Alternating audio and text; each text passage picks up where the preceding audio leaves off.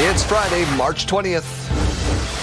Investing $1.7 billion into the province is never a bad thing. And is the cost to the province going to be, and not to the province, but to the average person in Regina or the average person in Saskatchewan, are they going to be paying for large portions of that because of the electricity?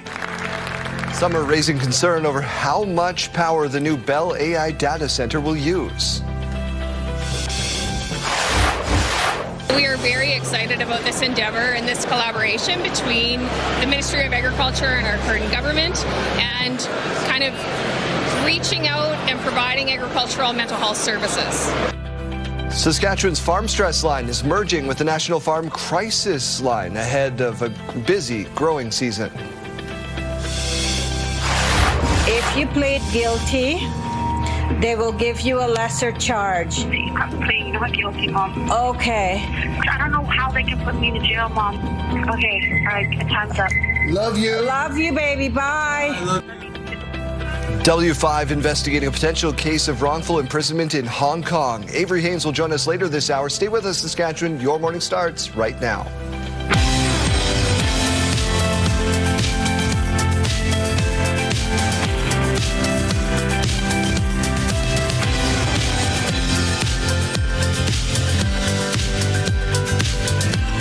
Your Morning Saskatchewan. I'm Daryl. And I'm Kayleen. Good morning and happy Friday. Very excited to find out how much money Chase earned yesterday. And jail and bail. And Big Boss JC. Big Boss, yeah. Those are convicts. The most creative was Tyler McMurtry from SGI. Did you see his videos? I didn't. He had a full arrest video. It's probably still on his social media feed, where he walks down the street and he's shouting, "Oh, this is outrageous! Don't you have parking tickets to more important things to do?" Crazy. They got some humor. Warm weather today. We'll get to that in just a minute. Let's start with session from yesterday. Members of the Saskatchewan legislature are looking for ways to keep a controversial group from returning to the village of Richmond. It comes after charges against the group leader were stayed by the Crown. Wayne Mantika reports. It took a police raid last fall and the laying of charges to force a group out of a former school building in Richmond.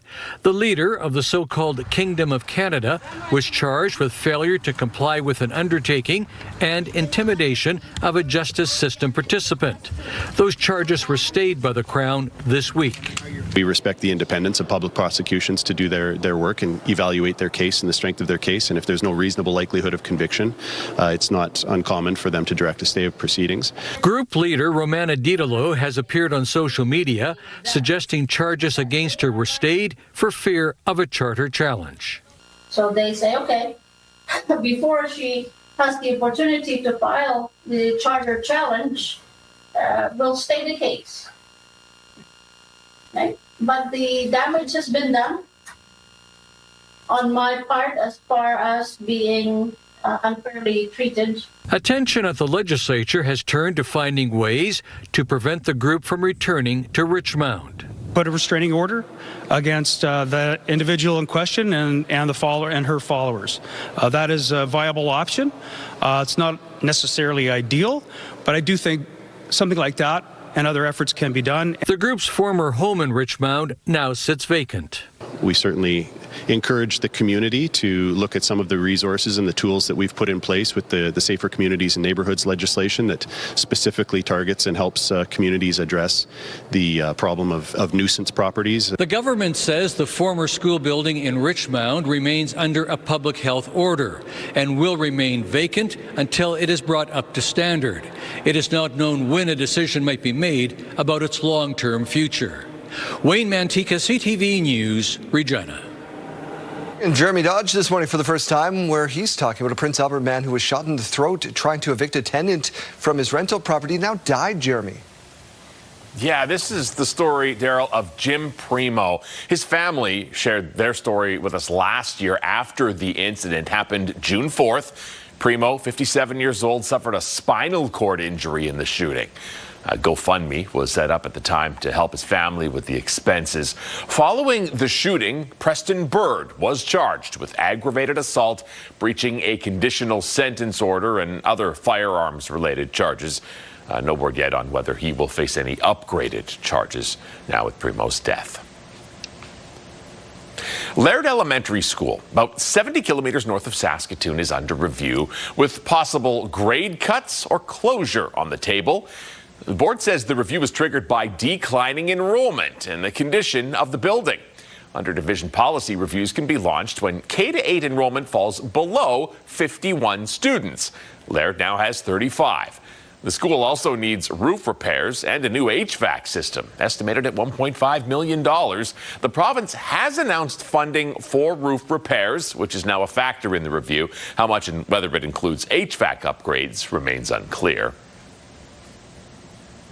In the coming days and weeks, we will have meetings with the ministry to kind of detail what that looks like and what it means for Laird School. We wanted to identify some funding for that, if that would assist in terms of being able to help repair that school. But we do understand the division has, and the board has a process to go through as well.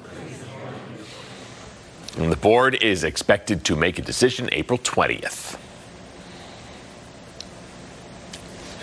Well, Daryl, more concerns being raised about that AI data facility coming to the RM of Sherwood. That's right, with the announcement this week from Bell Canada on its artificial intelligence data center just outside Regina. Some are raising concern. Sask Power said its current generation capacity can support the first tranche of power needed this year, and new generation is scheduled to come online by 2027.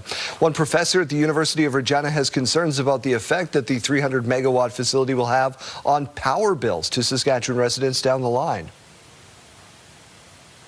Investing $1.7 billion into the province is never a bad thing. And is the cost to the province going to be, and not to the province, but to the average person in Regina or the average person in Saskatchewan, are they going to be paying for large portions of that because of the electricity?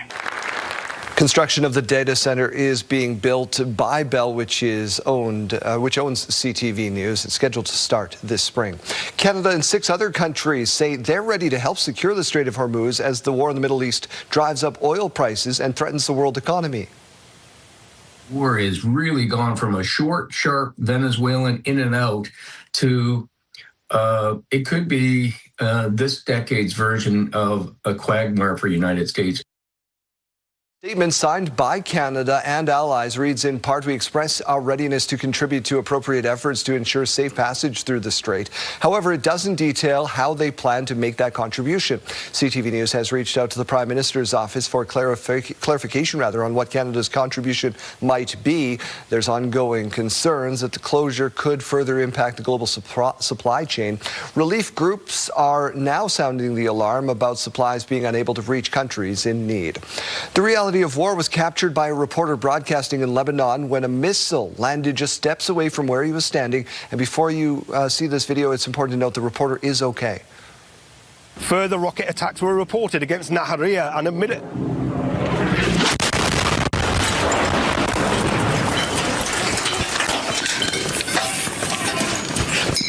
Russian state broadcaster RT captured this moment, which happened in southern Lebanon. The network says its Lebanon bureau chief Steve Sweeney and his cameraman have, quote, miraculously survived and were treated later in hospital. Eid al-Fitr has now begun, marking the end to Ramadan, but war and concern for loved ones is affecting many.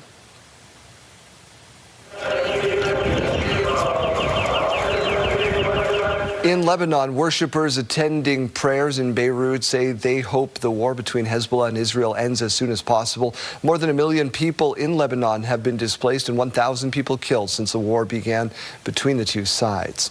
Conservative leader Pierre Poilievre has wrapped his visit south of the border with a speech in New York City and an appearance on one of the most popular podcasts in the world. There's a narrative in America, and the narrative is that you were about to win and your party was about to win, but then Trump came along and said he was going to turn Canada into the 51st state, and everybody went crazy. Is that accurate? I wouldn't say they went crazy. So we're never going to be the 51st state, and I just wish he'd knock that off. And we've got your logo here. Poilievre's appearance on the Joe Rogan Experience lasted for more than 2 hours. It averages about 11 million listeners per episode, and Poilievre used the platform to advocate for tariff-free trade between the two countries. He'd previously been invited to appear on the podcast during last year's federal election, but he declined. They also touched on fitness, Alberta separatism, assisted dying, and the Freedom Convoy. There's an oven recall in Canada with a warning to immediately stop using it if you have one. The recall is for these specific Frigidaire gas ranges because of an increased burn risk. At least one person has been hurt in Canada and 30 people in the U.S. reported injuries. The company said the affected gas ranges can experience a delayed ignition of the oven's bake burner. Frigidaire said owners of this affected oven should contact Electrolux Group to get a new bake burner installed for free. You can find more details on our website, ctvnews.ca. The top seed Saskatchewan Huskies run at the Men's Hockey University Cup has come to an end. In front of they score! Ethan Ritchie scored the winner in overtime to lift the St. Mary's Huskies to an upset 4-3 win in the quarterfinals last night.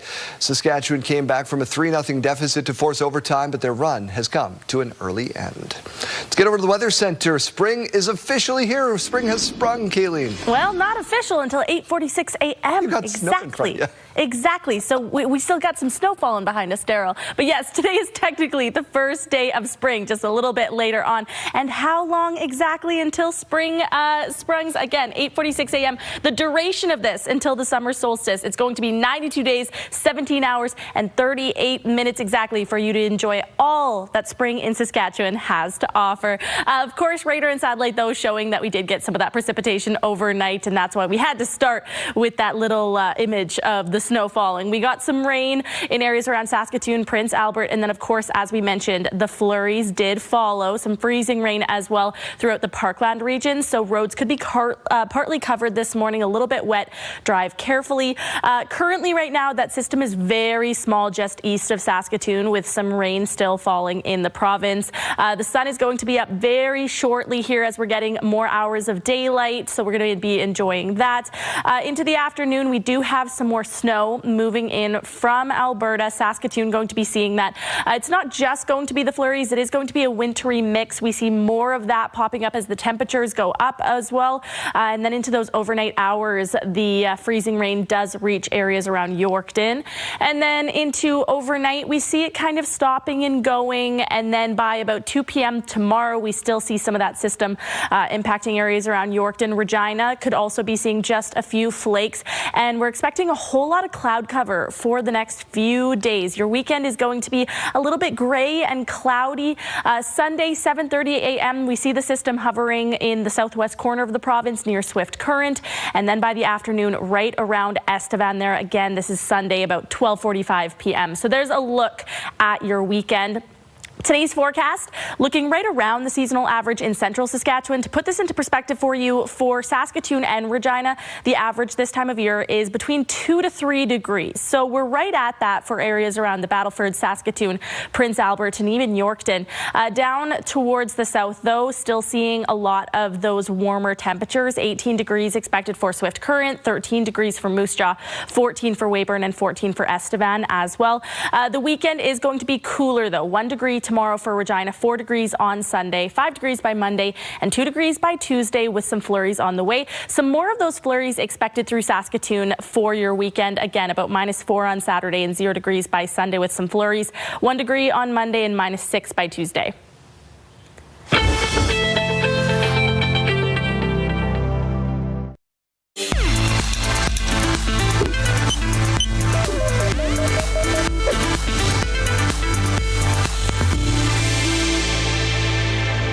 Social media remains a place for social connection and for kids to stay in the know, but it can also invite comparison and emotional distress.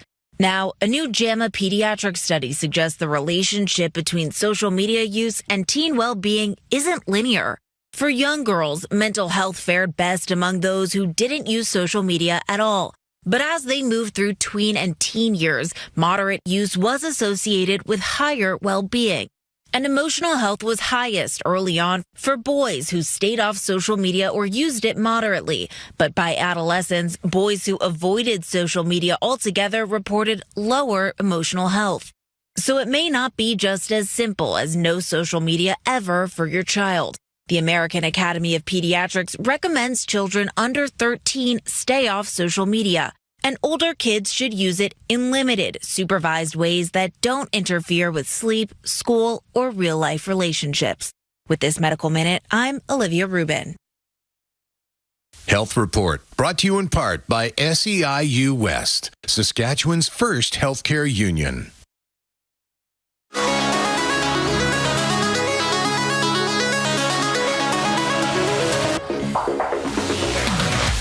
Well, in case you missed it, but you probably didn't, we're officially 1 week away from the Jays home opener. So here's some words of affirmation to add some joy to your morning. Affirmations mug? What's this? Oh, you are awesome. I know. Tell me something new. You're great. I'm great. That's right. Davis, Schneider, Vladdy Guerrero Jr., Alejandro Kirk, Ernie Clement, all some of the players reading positive messages from a mug during spring training. The Jays will take on the Oakland A's next Friday night at the Rogers Center. How come we don't do this? We should do this. Okay, let's put this in this mug right here, except this mug is a science experiment. Yeah, it's a science experiment inside of it. You don't do this? No, it's a biohazard. I've got notes. They're just not always positive.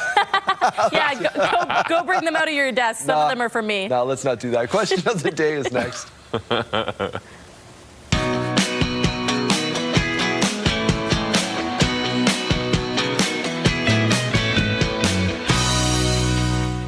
Boys of summer are back. Spring training is underway. What's the first sign of spring for everybody out there? That's our question of the day. Yeah, that first sign of spring for me, I think, is when you walk outside and you can inhale very deeply and it smells fresh, but also it doesn't hurt to inhale, you know? When you go outside in winter and you physically can't inhale that deep. What's that first sign of spring for you, Jeremy? Yeah, it's the feeling, right? You go out. I barbecued the other night. I was out there in short sleeves and wasn't rushing with what I had to do to get back in and warm up. It was wonderful, and I hope we're not being tricked, but man, it feels good. We've had like 2 fall springs at this point. We need a real spring. I'm not gonna, don't look at me when it comes to the temperatures going down soon. We want to hear from you. That first sign of spring, what is it for you? Text us on our text line, scan the QR code, and get those answers in. We'll share them in about an hour's time. We got more on the other side of this quick break. Let's take a look over the city of Saskatoon as you fill up that coffee cup. Stay with us. Don't touch that dial.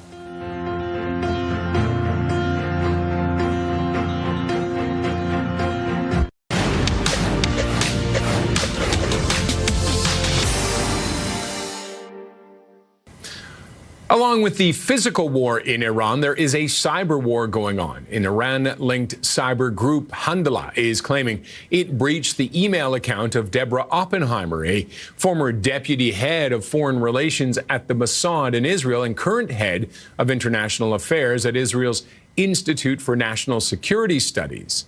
Now, it claims the 100,000 documents reveal what it described as Israel's global media influence and lobbying operations. The hack has not been independently verified, and Israel has not publicly commented on the claim. The Ontario government is offering up $10 million for junior mines exploring in the province. Queen's Park says the investment will help junior exploration companies and licensed prospectors find the mines of the future by covering eligible costs for mineral exploration and development, supporting 71 jobs across northern and rural communities and generating an estimated $18 million in total economic output. Those are your morning business headlines. For BNN Bloomberg, I'm Roger Peterson. 'Tis the season to explore your space, and that is exactly what Mike Siona is doing. So let's check in with him now. Mike? Well, today is the first day of spring, and if you don't believe me, just come on down to Home Styles, because that's kind of the surefire way that we know that spring is in the air here in Saskatoon with Nicole Burgess, the CEO of the Saskatoon and Region Home Builders Association. And we're back bigger, bolder. Tell me about this year's event. Yeah, absolutely. We have a fantastic show planned this year. We are a fully booked show. So we have well over 200 exhibitors that are going to be participating in this year's show. So these are businesses that are going to be featuring local products and services, all for your home. So no matter what you're looking for, whether maybe you're looking to purchase a new home, maybe do a renovation project on an existing home, or just get some design ideas or inspiration, it's all here at this year's show. Yeah, no doubt. We've seen all sorts of stuff. We've got the nice stage set with the cool new couch. Always like to see what you guys put up on the stage. And I mean, on the other side, it's just vendor after vendor after vendor. You could get lost in here. Absolutely. Absolutely. And we have lots of great features that you can take in while you're at the show. As you mentioned, the speaker stage is back this year, where you can take in lots of great presentations on topics such as aging in place to how to design your dream kitchen. So you're going to want to check out that schedule. We also have new this year our demonstration stage. So that's where you can see kind of live hands-on demonstrations taking place throughout the weekend. And of course, you're going to want to take in the marketplace booth. So that's where local businesses, crafters, artisans are going to be featuring a range of unique products that you're able to purchase. So you're going to want to check that out as well. Spring has sprung, and it's mucky and melty and slushy out there. So come inside to Prairie and Land Park. It is going to be absolutely fantastic. Here we are. Homestylesonline.com is the website. All right, Mike, thank you very much. Enjoy the sneak peek. We will catch up with you again in about an hour. Your school day forecast brought to you by CAA School Safety Patrol, working together to keep our school zone safe. If you're heading out to catch the bus in Regina, we're at -1. A few clouds up in the sky in Saskatoon, 1 degree right now. Not warming up too much, though. We're just going to be fluctuating between 1 and 2 degrees mainly throughout this afternoon. Some more precipitation on the way. That's coming in the form of a wintry mix of some rain and light flurries. In Regina by lunch, 10 degrees, and by final bell, warming up to 12 degrees, mainly talking about that cloud cover today, but winds a lot lower than what we saw yesterday. As we go to break, here's a look at those gas prices. The common price in Regina is still $162.9. Common price in Saskatoon still just above that at $163.9. The lowest you might find in Regina is $140.9, but the lowest you might find in Saskatoon, that has gone up, and that is $157.9. And we continue to look at the farm markets. The street price of canola, $657.33 per ton. The futures price, $728.30 per ton. Amber Durum wheat now at $278.59 per ton, and red spring wheat $277.44 per ton. The Canadian dollar continues to trend down. It's at 72.84 cents US. When we come back, what the provincial budget means for wildfire season. Stay with us.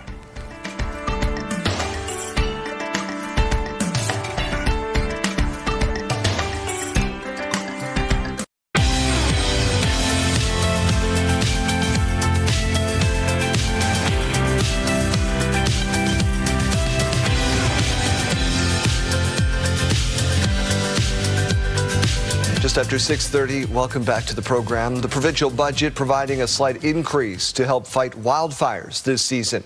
Jasmine Peltier with How. Summer 2025 was an extreme wildfire season for Saskatchewan, with thousands forced to evacuate their communities. The new provincial budget earmarks an extra $20 million for a total $140 million for the Saskatchewan Public Safety Agency. It's essentially a bit of a status quo with an increase. There's another new plane coming online, water bomber coming online, so there's an increase in that regard. But hopefully we don't have the kind of year we did last year, but if we did, we will, no doubt, we will respond. The province says the Saskatchewan Public Safety Agency will receive additional funding as part of a 4-year commitment to purchase 4 repurposed land-based air tanker aircraft. The Volunteer First Responders Tax Credit will double from $3,000 to $6,000 in the 2026-27 budget. The Prince Albert Grand Council Forestry and Protective Services says it's good to see the Volunteer First Responders Tax Credit increase, but it was hoping to see more of a commitment to preparedness, prevention, and firefighter retention. The NDP says it wants the province to work with northern community members on wildfire management to help avoid destruction like that caused by last year's fires. The north is, full of people that are land users, people that knows that land, and I think that, to have their input on what takes place as a part of this fire management strategy, I think is important to have their input in it. CTV reached out to the province but did not hear back by time of broadcast. Jasmine Peltier, CTV News, Prince Albert. Saskatchewan's Farm Stress Line is merging with the National Farmer Crisis Line ahead of the growing season. Operation of the Farm Stress Line, previously handled by Mobile Crisis Services, will go to the Sask Ag Matters Mental Health Network. The organization will be getting $200,000 in provincial funding. As a result, farmers will still have access to free, round-the-clock confidential mental health supports, and Sask Ag Matters says it's ready to take on that responsibility. We are very excited about this endeavor and this collaboration between the Ministry of Agriculture and our current government, and kind of reaching out and providing agricultural mental health services. The Farm Stress Line was founded in 1992 by the Ministry of Agriculture, supporting farmers and ranchers through difficult times. The transition is effective April 1st. With the new provincial budget announced yesterday, or a couple days ago now, many are wondering what it means for the new plans for the Yorkton Hospital. The Yorkton Regional Health Centre is part of a new provincial budget for 2026, with the government dedicating $3.5 million to ongoing planning for major health care projects, including a health centre for the city. The executive director of the Health Foundation is welcoming the announcement, but the NDP says the province isn't moving fast enough. The Yorkton Hospital very much is a commitment of this government, and we were going to find our way through that process, and we're going to build that hospital. Budget signals intent for the residents of Yorkton to have to wait and see what the tangible progress is. The SJHL playoffs begin tonight. The Weyburn Red Wings hoping to build off last year's incredible run. You know, it's pretty exciting to see some of the young guys step up. They've been coming around here lately with the injuries we've had, and they've played a lot more minutes. And so, you know, now that we're getting healthy again, our depth is pretty good when you look at the guys playing in the bottom part of the lineup, and you know how much they've developed over the last couple months here. And so we're excited to just see those guys take that step. The Wings won the season series against Nipawin 3-1, although the Hawks do have a strong home ice advantage. Nipawin has the second best home record in the SJHL behind Flin Flon. All 4 series open tonight. When is spring sprunging? Well, thank you for asking, because this graphic is actually going to tell you. I know you're looking at it right now thinking, why are we talking about snow? Unfortunately, there is snow still in our forecast, but spring is officially going to start as of, drumroll please, 8:46 a.m. and that's when we can officially start to smell the flowers, if you get that. Now, -1 to wake us up in Regina, a few clouds right now, winds at 6 kilometers per hour. In Saskatoon, though, 1 degree, so a little bit warmer, but it's not going to stay that way into the afternoon. The afternoon high today is only about 2 degrees, so it's not really going to be getting too much warmer than it is already out there. Again, though, just a few clouds to start the day. Futurecast showing that we are going to be seeing some more precipitation today. It starts this morning with that system just east of Saskatoon there, seeing some rain falling, some snow up north, and then into the afternoon today, Saskatoon going to be seeing that wintry mix. It starts at about the noon hour, so we are going to be getting a few hours of the break from between these systems. Into overnight, we see the system really grow in size, again coming with some flurries. So although spring is officially here today, still feeling a little winter-like through central and parts of northern Saskatchewan as well.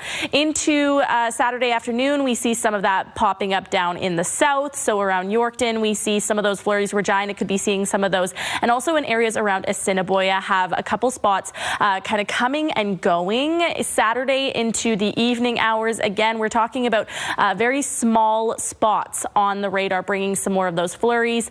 Swift Current could be seeing it by about Sunday morning, and Estevan by Sunday afternoon, again with those flurries. So there's a look at your weekend. Today, though, with those temperatures, we're seeing them right around the seasonal average in central Saskatchewan. Battleford's 2 degrees, 2 degrees for Prince Albert, 2 degrees as well for Saskatoon, and just above that, 3 degrees for Yorkton. Down in the south, more of the warmth, but also a whole lot of that cloud cover. We're not going to be seeing a whole lot of sunshine today, but winds are thankfully going to be lower down south compared to what we saw yesterday. 18 degrees for Swift Current, 13 degrees for Moose Jaw, and 14 degrees expected for Weyburn and Estevan. Now here's a look at your 7-day forecast. Temperatures are dropping off for our weekend. 1 degree on Saturday for Regina, 4 degrees on Sunday, and 5 degrees on Monday. Some more flurries expected on Tuesday. In Saskatoon, we're seeing more of the snow in the 7-day forecast. That's likely coming late in the day on Saturday, Sunday, and Tuesday. Again, temperatures dropping off for your weekend, though. -4 on Saturday, 0 degrees by Sunday, 1 degree on Monday, and -6 by Tuesday.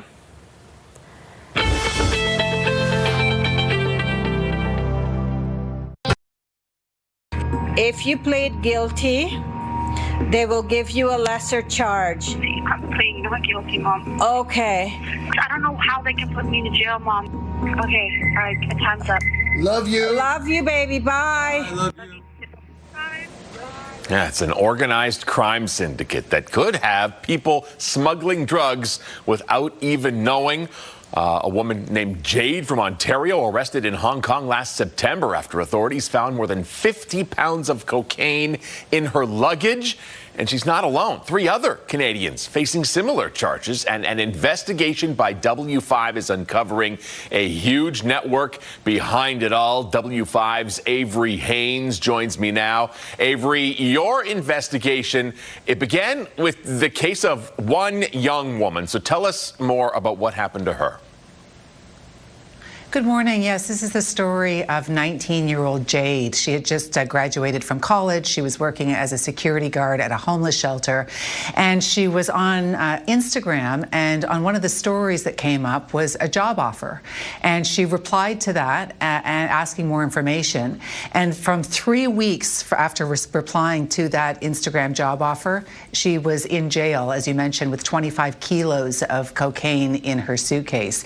And we were able to go through her Instagram chats to see how that progression evolved over that short span, from her believing that she had been hired as an international courier, her asking a couple of questions about, I'm not going to be kidnapped, am I? Oh, no, this is completely safe. This is completely legitimate. She asks, what's in the package that I'm delivering? And they say, listen, Amazon doesn't know what they're delivering. It's for this Chinese company called Nickel Shipping. She asks if there's a website that she can look into them, and they say, no, they're in China. There's no website that you would be able to read in Canada.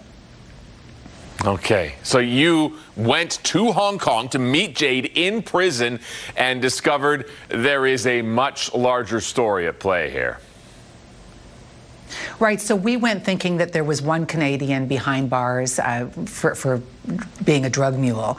And when we got there, because of contacts that I have on the ground in Hong Kong, we were able to uncover that there are actually 4 Canadians behind bars in Hong Kong arrested in a 4-month span. And I was able to interview all of them in jail. They're all in different jails, some in juvenile detentions, because 2 are 19 and 20, some in maximum security prisons. And we were able to connect all of them to one shadowy figure who only engages with them on encrypted messaging apps with a handle that is punctuation. They call him Dot because he just goes by a period. And so we were able to show that this is not one isolated case or 4 isolated cases, that they were all lured in by the same network. Okay. And you, obviously, as you do, your investigation, what did you uncover about this network then? Well, we were not able to unmask Dot, although we have been able to find some fairly interesting things out about him, and you'll learn about that on Saturday night. But we were able to, because of the ability to speak to the prisoners in jail, find the names, and we tracked down the addresses of the Canadian recruiters, the people that they say got them into the mess to begin with. And in some cases, like Jade, it was through an Instagram job posting, but others it was through friend groups. And we were able to uncover, by speaking to 2 people who were supposed to do one of these deliveries, that in this one region of southwestern Ontario, upwards of 30, maybe even 40 young people have made this trip successfully. They're all sharing photographs of them in Hong Kong, free travel, free hotel, and it's leading to this sort of credibility that this is a safe and legal job, when clearly it is not. Okay, really quickly, as we wrap up this preview here, can you tell us the fate of these 4 Canadians that are behind bars? Life in prison. Life in prison. China has some of the strongest, harshest prison sentences. They're lucky they didn't go to many other neighboring countries where there's the death penalty. They will have to prove that they didn't know that they were transporting very large quantities of cocaine into Hong Kong if they want to be found not guilty. Wow. W5's Avery Haynes with another incredible investigation. Thank you for joining us. You can see the cocaine suitcases Saturday at 7 right here on CTV Saskatchewan.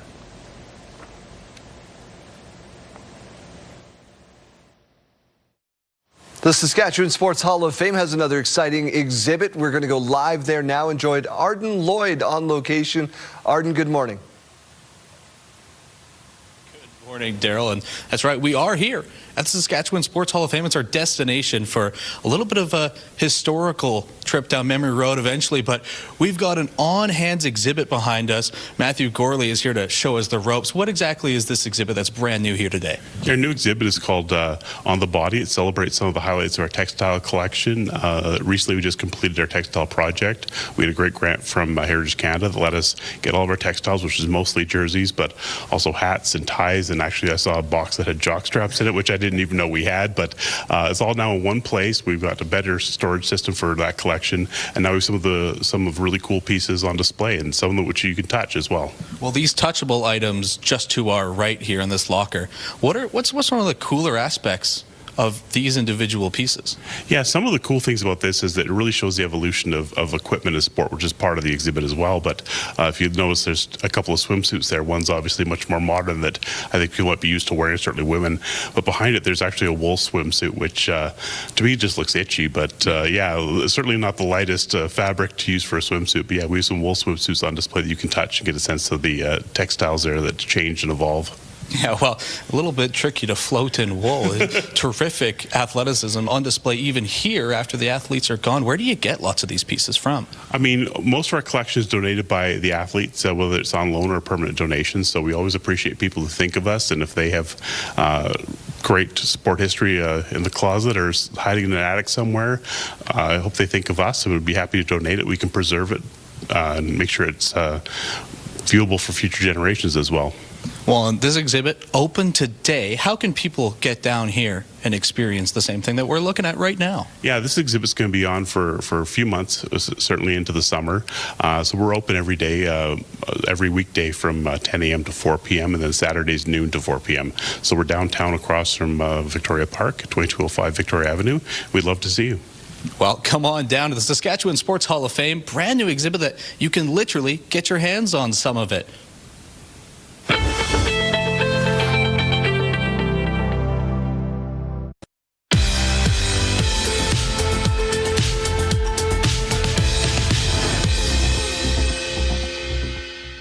It's March 20th, and we have these milestones to share with you. We'll start off with a big happy birthday going out to Pinky, marking her 50th milestone. We hope it's your best birthday yet. Lots of love from your family and friends. Also celebrating is Haley. Happy birthday to you. Lots of love coming your way from your mom, dad, and the family. Enjoy your day. Happy birthday wishes also going out to Ashley today. We hope your day is super special. This shout out coming from your whole family. We're also sending love and well wishes out to Suzanne from Mankota today. Happy birthday to you with love from your mom and Mervyn. Looking forward to the weekend. A big happy birthday going out to another Ashley. She's marking another trip around the sun tomorrow. We hope you have a great day. Lots of love from your mom and dad. Also celebrating on Saturday will be Mandy. Happy birthday to you with love from your loving husband, Gerald. Have a great day. Happy birthday wishes also going out to Hannah. She's turning 10 years old tomorrow. Welcome to double digits. Lots of love from your Papa G. And on Sunday, Eli will be turning 9 years old. Happy birthday and enjoy your weekend. Lots of love from your family.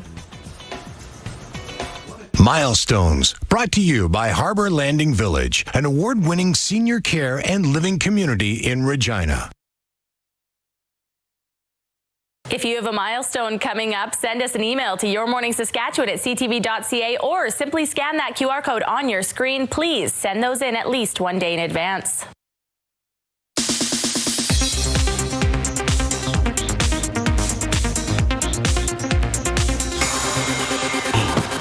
Thursday, the trailer for Spider-Man Brand New Day swung onto the interwebs and into the history books. It's now officially the biggest trailer of all time. It racked up more than 718 million views in its first 24 hours and only took the trailer 8 hours to blow past the views of the previous record holder, Deadpool vs. Wolverine. Spider-Man Brand New Day arrives in theaters July 31st. ABC has pulled The Bachelorette 3 days before it was set to premiere with star Taylor Frankie Paul. In a statement, Disney Entertainment Television said in part, "We have made the decision not to move forward with the new season at this time, and our focus is supporting the family." And Oscar-winning director and actor Spike Lee is 69 today. And that's what's happening in Hollywood. Jacqueline Lee, ABC News. Well, look who may be out of the prison cell. Hey, Chase, I took the liberty because you're called the morning show host, right? So we've got some new banners for you here. So let's put up your name bars that I've so swiftly created for you. What do we got? There we go. We got Chase. We got escaped jail and bail convict. That's okay. Yes. What else do we have here? Oh yeah, Chase, adjusting to life on the outside. Not bad. You know, it's a different world now. Yeah, okay. Should have kept him. Yeah. Brandon sent that in. Somebody named Brandon. Really weird. Yeah. I wonder if we know a particular Brandon. Unlike Jelly Roll, still can't sing. Oh, I tried my best. Honestly, my singing, I think, is what really got me out there, too. We raised some money, but I wouldn't stop singing, so they're like, just get out of here. I tried to pay for them to keep you. That's what that one says. And my personal favorite... it takes to get the money in. Yeah. My personal favorite, you no longer chase, now you're just caught. Just caught. I like it. We had some fun in jail and bail, and I don't know if I would have gotten out, but like Sabine, they were letting her out, and as the gates opened, I saw my opportunity and I ran, and that's what I took, my opportunity, and I'm free now. But thank you to everyone who was helping out raise some money for Saskatchewan Crime Stoppers. And yesterday I was in prison. Today I'm really having to work for things too. I don't know if you've seen this new trend where runners are making butter as they go. Our promotions person, Darian, said this would be a great idea. You like to run, so she has the ingredients in the fridge in our kitchen, and later on today we're going to put that heavy cream in a backpack, and then I just have to run up and down Albert Street until I churn that into butter. So wish me luck on that. That's the new project here this morning.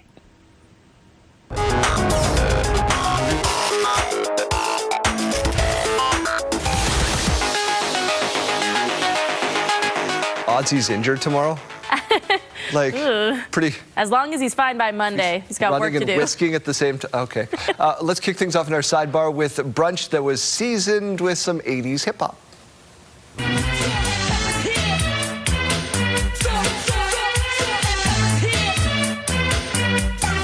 Way too much salt and pepper, if I'm being honest. Well, push it. Push it good. I like that they're having fun with it. I like that the plates are empty, so they're not actually putting this on any food.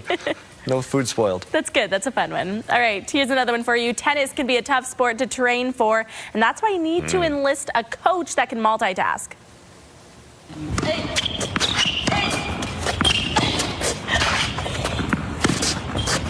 See, little Isabella can do it all. She's her mom's coach and ball girl and entertainment. At just 15 months old, she hasn't missed a day on the court with her favorite player. Oh, well, that's perfect. We got to bounce. We'll be right back with your headlines after this.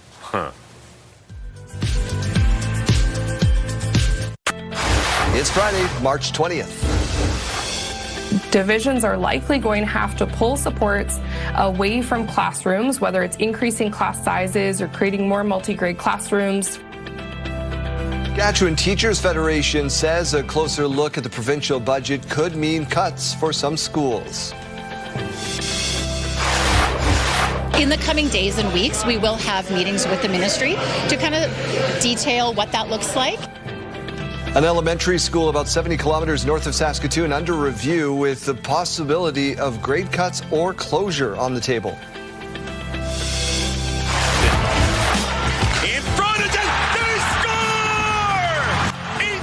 Saskatchewan Huskies lose in a Husky versus Husky showdown at the University Cup. Stay with us, Saskatchewan. Your morning starts right now.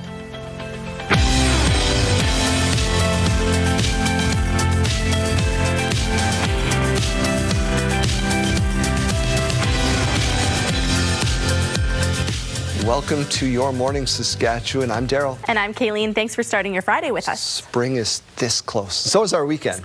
Yes. So is yours is a little further. Yeah. Ours starts pretty soon. We unfortunately do see the temperatures dipping a bit this weekend. Some snow on the way, but hey, at least we can officially say that astrological spring starts at 8:46 a.m. exactly this morning. And that is why I've never done weather. Let's get on to your news. The Saskatchewan government says it respects the decision by independent prosecutors to stay charges against Romana Didalo. She's the leader of that group that had occupied the former school building in the town of Richmond, Saskatchewan, for nearly 2 years. Didalo had been charged with failing to comply with an undertaking and intimidating a justice system participant. The charges came after a September 2025 raid on the former school building. Justice Minister Tim MacLeod says the decision to stay the charges came after further consideration.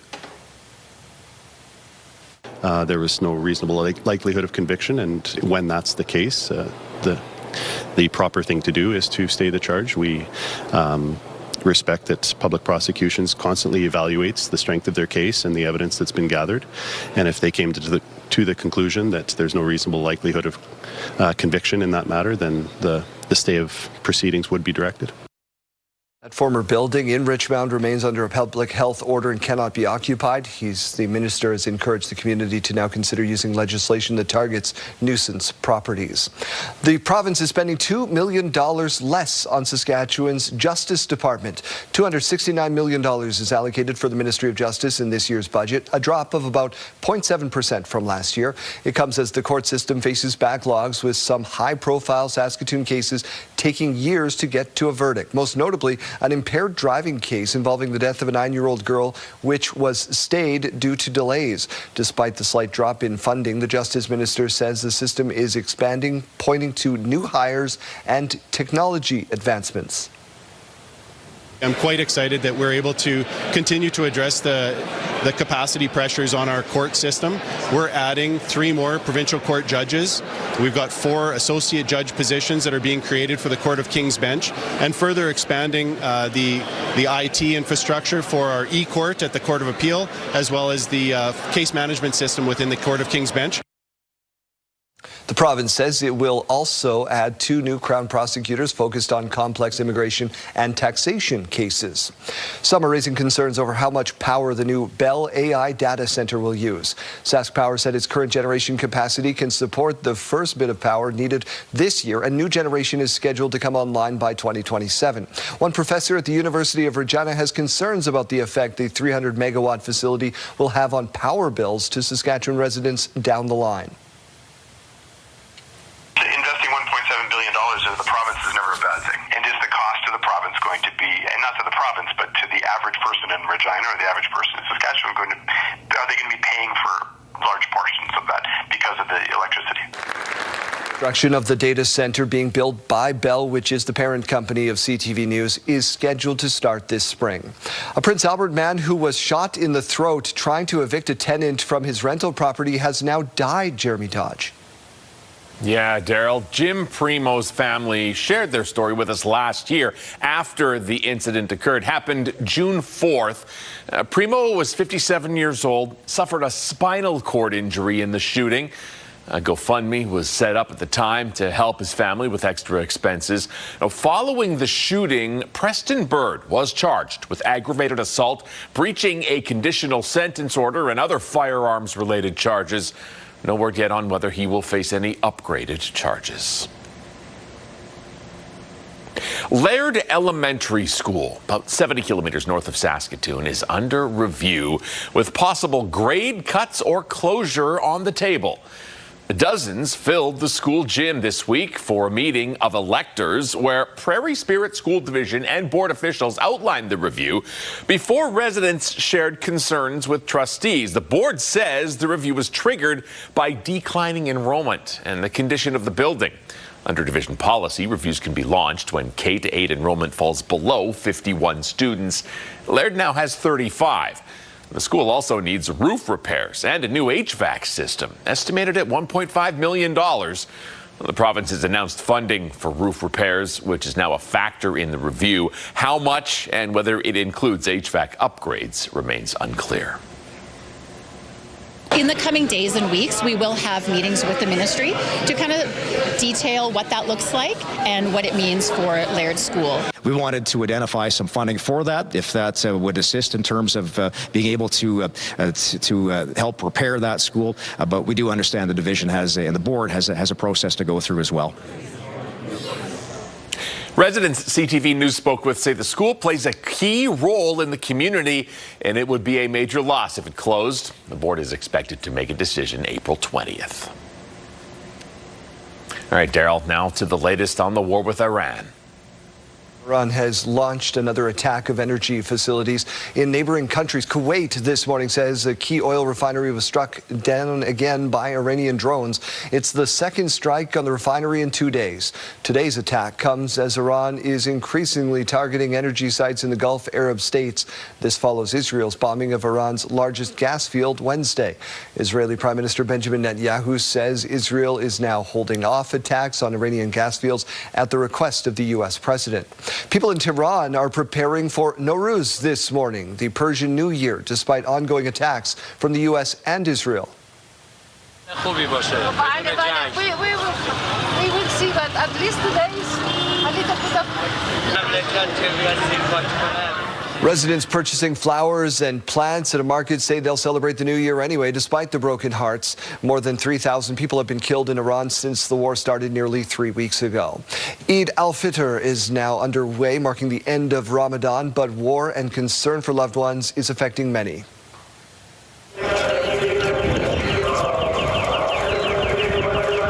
Worshippers attending prayers in Beirut say they hope the war between Hezbollah and Israel ends as soon as possible. More than 1 million people in Lebanon have been displaced, 1,000 people killed since the war began between the two sides. The reality of war was captured by a reporter broadcasting in Lebanon when a missile landed just steps away from where he was standing. And before we show you the video, it is important to note the reporter is okay. The rocket attacks were reported against Nahariya and admitted.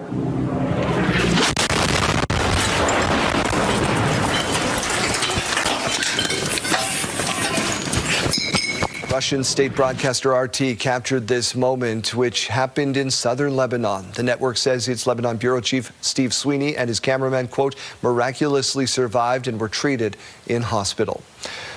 The top seed Saskatchewan Huskies run at the University Cup men's hockey tournament has come to an early end. In front of them, they score!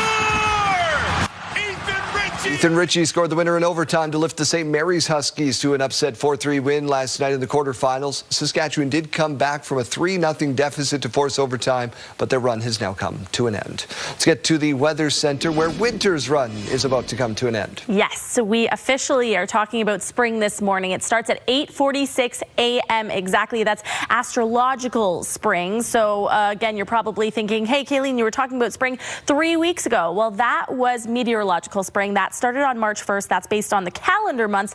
Astrological spring, that starts today, and that's based on the Earth's orbit and tilt. And we're talking about some more sunshine on the way. How long is it going to last? Well, you have exactly 92 days, 17 hours, and 38 minutes until the summer solstice. That's, again, when spring begins at exactly 8:46 a.m. You have exactly that long to enjoy spring. Let's talk about how we are feeling like winter, though. Not necessarily when it comes to the temperature outside, but when it comes to the snow that's on the way. That's all the purple that's moving in for this afternoon. Saskatoon, you can expect a wintry mix this afternoon. It's going to be some flurries and some freezing rain. Yorkton also going to be feeling that freezing rain.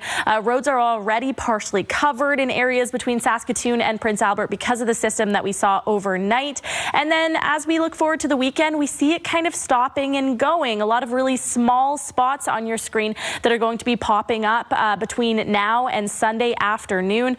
Looking forward to Sunday morning, we see that system mainly concentrating down south there around Swift Current, although we also see some north of Prince Albert, and then it reaches Estevan by Sunday afternoon. So again, although spring officially starts today, we're still seeing some of that snow. Of course, that is pretty normal for us in Saskatchewan this time of year. Minus 15 though to wake us up in Stony Rapids, 0 degrees in Prince Albert, 1 degree in Hudson Bay. Down in the south, more of that warmth, 7 degrees in East End, 5 degrees in Assiniboia, 1 degree to wake us up in Yorkton and Estevan. Later on into the afternoon, seeing temperatures right around that seasonal average for areas in central Saskatchewan. So to put that into perspective, the average in Saskatchewan this time of year is between 2 to 3 degrees. So right around that for the Battleford, Saskatoon, Prince Albert and Yorkton. Down in the south, though, we see the warmth still. 18 degrees for Swift Current, 13 for Moose Jaw, 12 degrees for Regina, and 14 degrees expected for Weyburn and Estevan. You do see that fog icon, though, over in Estevan for the early parts of the afternoon. And really everywhere in the province is going to be seeing a lot of that cloud cover today and into tomorrow as well. Temperatures dropping on Saturday 1 degree up to 4 degrees for Sunday. In Saskatoon, dropping down to -4 with just a few flakes for your Saturday. Continuing on into Sunday as we reach 0 degrees.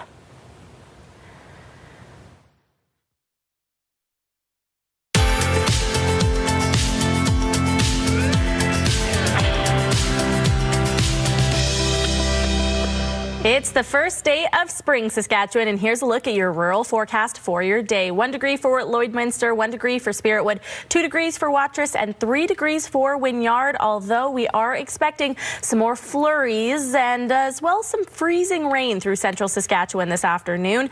Down in the south, we're seeing some warmer temperatures. 21 degrees expected in Maple Creek, 19 for Rockland, 12 degrees for Pilot Butte, and some more cloud cover in the southeast. 12 degrees in Carlisle, 9 degrees for Broadview.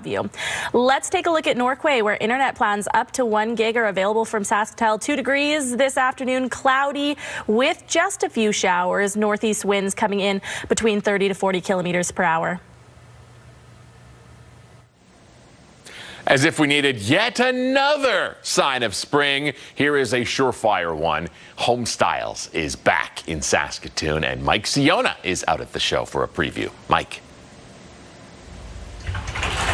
Well, there you go. There's an elevator here at Home Styles, which is pretty cool. It's all part of the Prairie Heart Mobility booth, and I'm talking with Jason Kelm about that. You guys are one of the guest speakers talking about aging in place, and that elevator is certainly one way that you can retrofit your house. So give me a sense of what you'll be discussing. Yeah, so we're going to look at a bunch of different rooms in your house, starting in the bedroom, going to the bathroom, going down to the main floor, and just, simple items from maybe just a bar somewhere, right to, an elevator to get you around your home, keep you in your environment, keep you at home where you're comfortable and safe.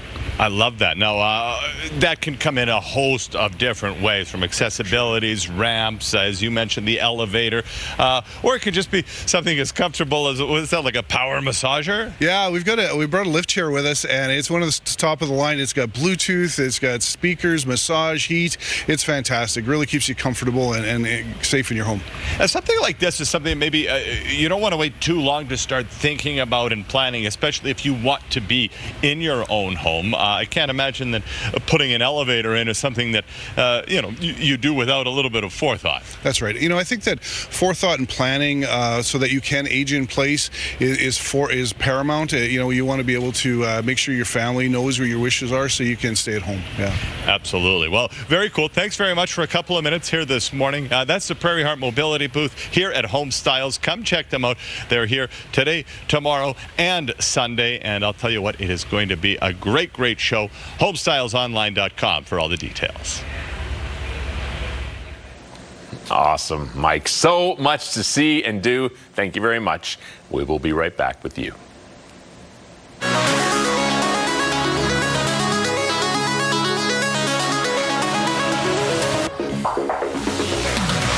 Talking about spring this morning across the pond in London. Spring is springing.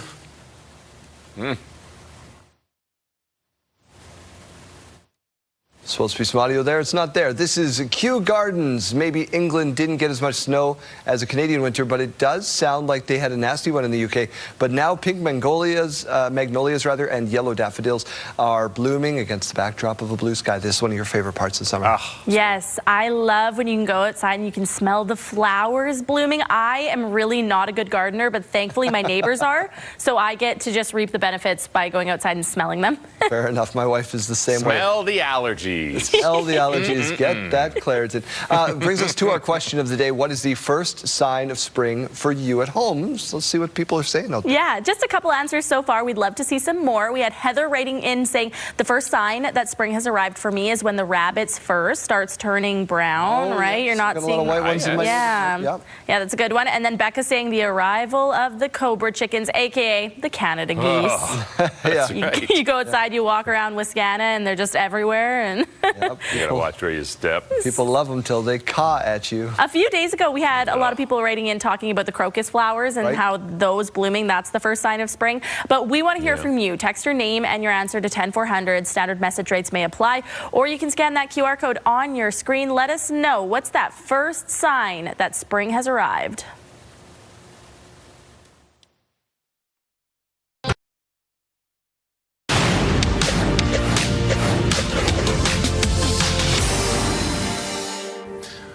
Along with the physical war in Iran, there is a cyber war going on. An Iran-linked cyber group, Handala, is claiming it breached the email account of Deborah Oppenheimer, a former deputy head of foreign relations at the Mossad in Israel and current head of international affairs at Israel's Institute for National Security Studies. Now, it claims the 100,000 documents reveal what it described as Israel's global media influence and lobbying operations. The hack has not been independently verified, and Israel has not publicly commented on the claim. The Ontario government is offering up $10 million for junior mines exploring in the province. Queen's Park says the investment will help junior exploration companies and licensed prospectors find the mines of the future by covering eligible costs for mineral exploration and development, supporting 71 jobs across northern and rural communities and generating an estimated $18 million in total economic output. Those are your morning business headlines. For BNN Bloomberg, I'm Roger Peterson. March Madness is living up to its name with some inevitable upsets. Will Reeve has more from day one of the tournament. This morning, the madness has begun. There, they got one to go. Turnaround jumper. Gonzaga holding off an upset bid from the 14th-seeded Kennesaw State Owls. It was a drama-filled first full day of the NCAA men's basketball tournament. Tournament favorites Duke surviving a major scare from 16-seed Siena. The Blue Devils, led by the superstar Boozer twins, fended off the Cinderella Saints. Boozer lets it fly. In the biggest upset of the day, the number 5 Wisconsin Badgers falling by 1 point to 12th-seeded High Point University, led by senior guard Chase Johnston. I'm just super happy and grateful to be in this position and just be here with these guys and play with this team and be able to be on the big stage and shoot my first two-pointer of the season. The three-point specialist, now a breakout star of the tournament. He doesn't miss from right over half. Next steps for this team is to get to the Sweet 16. And another major upset, 11-seed VCU mounting an historic 19-point comeback against perennial powerhouse North Carolina. Terrence Hill Jr. making this driving layup with just seconds left to tie the game. Then hitting this dagger three-pointer in overtime. So I just took it with a lot of confidence, ended up knocking it down. VCU hanging on to win 82-78. The celebration carrying on into the locker room. And the brackets are set on the women's side. Southern U punching their ticket, while Virginia edged out Arizona to move on. Kymora Johnson making the go-ahead three-pointer in the closing seconds. Will Reeve, ABC News, New York.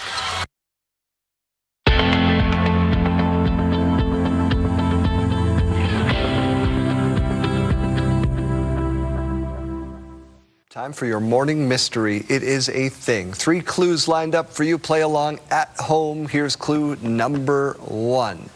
Clue number 1 reads, this is a moment in time rather than a day. A moment in time.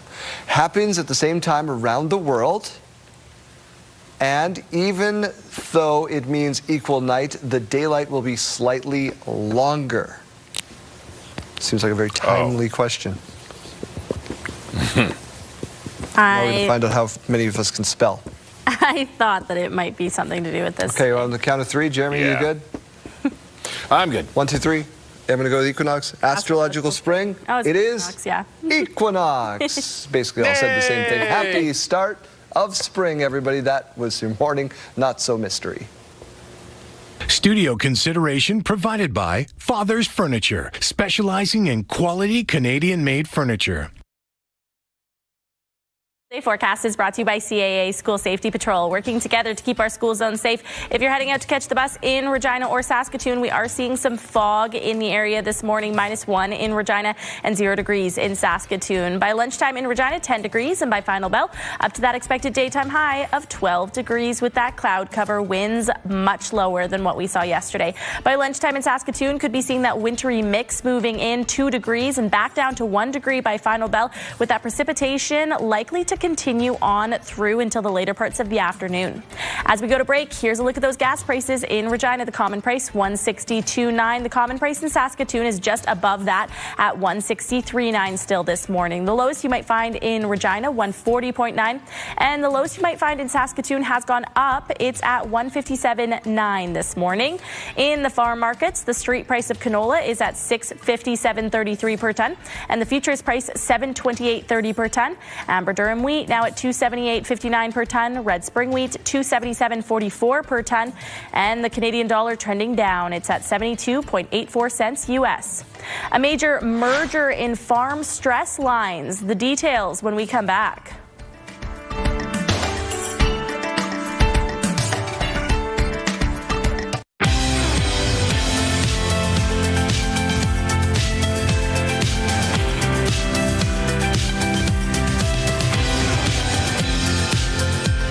Good morning. Welcome to CTV Your Morning Saskatchewan. My name is Daryl. Here's what's making news. Provincial budget. We're still talking about it. Slight increase to help fight wildfires this year. The budget earmarks an extra $20 million for a total of $140 million. The province says the Public Safety Agency will receive additional funding as part of a 4-year commitment to purchase 4 repurposed land-based air tanker aircraft. Prince Albert Grand Council Forestry and Protective Services says it was hoping to see more money committed to preparedness, prevention, and workforce retention. The Minister of Finance told reporters hopefully this year's wildfire season is not as severe as in the past. It's essentially a bit of a status quo with an increase. There's another new plane coming online, water bomber coming online, so there's an increase in that regard. But hopefully we don't have the kind of year we did last year, but if we did, we will, no doubt, we will respond. The volunteer first responders tax credit will also double from $3,000 to $6,000 in the 2026 budget. Saskatchewan's Farm Stress Line is merging with the National Farmer Crisis Line ahead of a busy growing season. Operation of the Farm Stress Line, previously handled by Mobile Crisis Services, will open on Sask Ag Matters Mental Health Network. The organization will be getting $200,000 in provincial funding as a result. Farmers will still have access to free, round-the-clock confidential mental health supports, and Sask Ag Matters says it's ready to take on the responsibility. We are very excited about this endeavor and this collaboration between the Ministry of Agriculture and our current government, and kind of reaching out and providing agricultural mental health services. The Farm Stress Line was founded in 1992 by the Ministry of Agriculture, supporting farmers and ranchers through difficult times. The transition is effective April 1st. With the new provincial budget announced, many wondering what it means for plans for the new Yorkton Hospital. Virginia DeClute reports.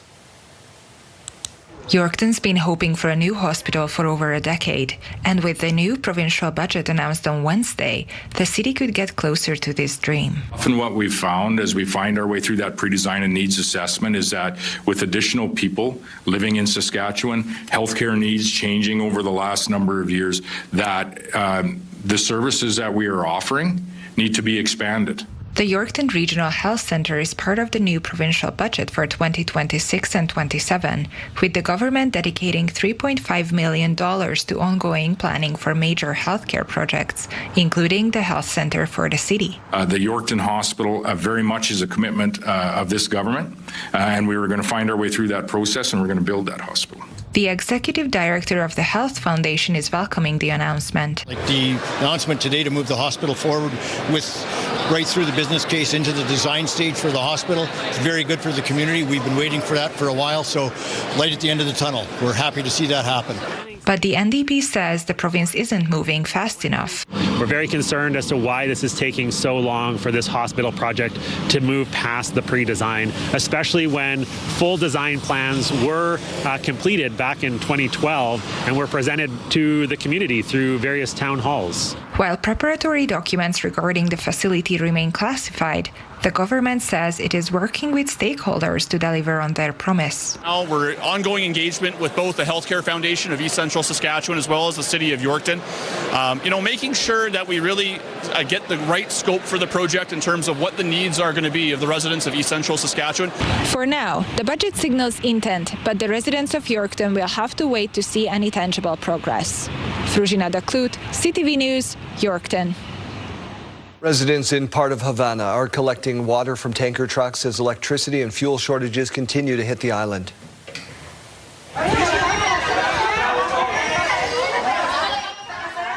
People could be seen lining the streets with buckets, and residents said a lack of running water meant that they had to wait for deliveries, then carrying the water home manually before boiling it to drink it.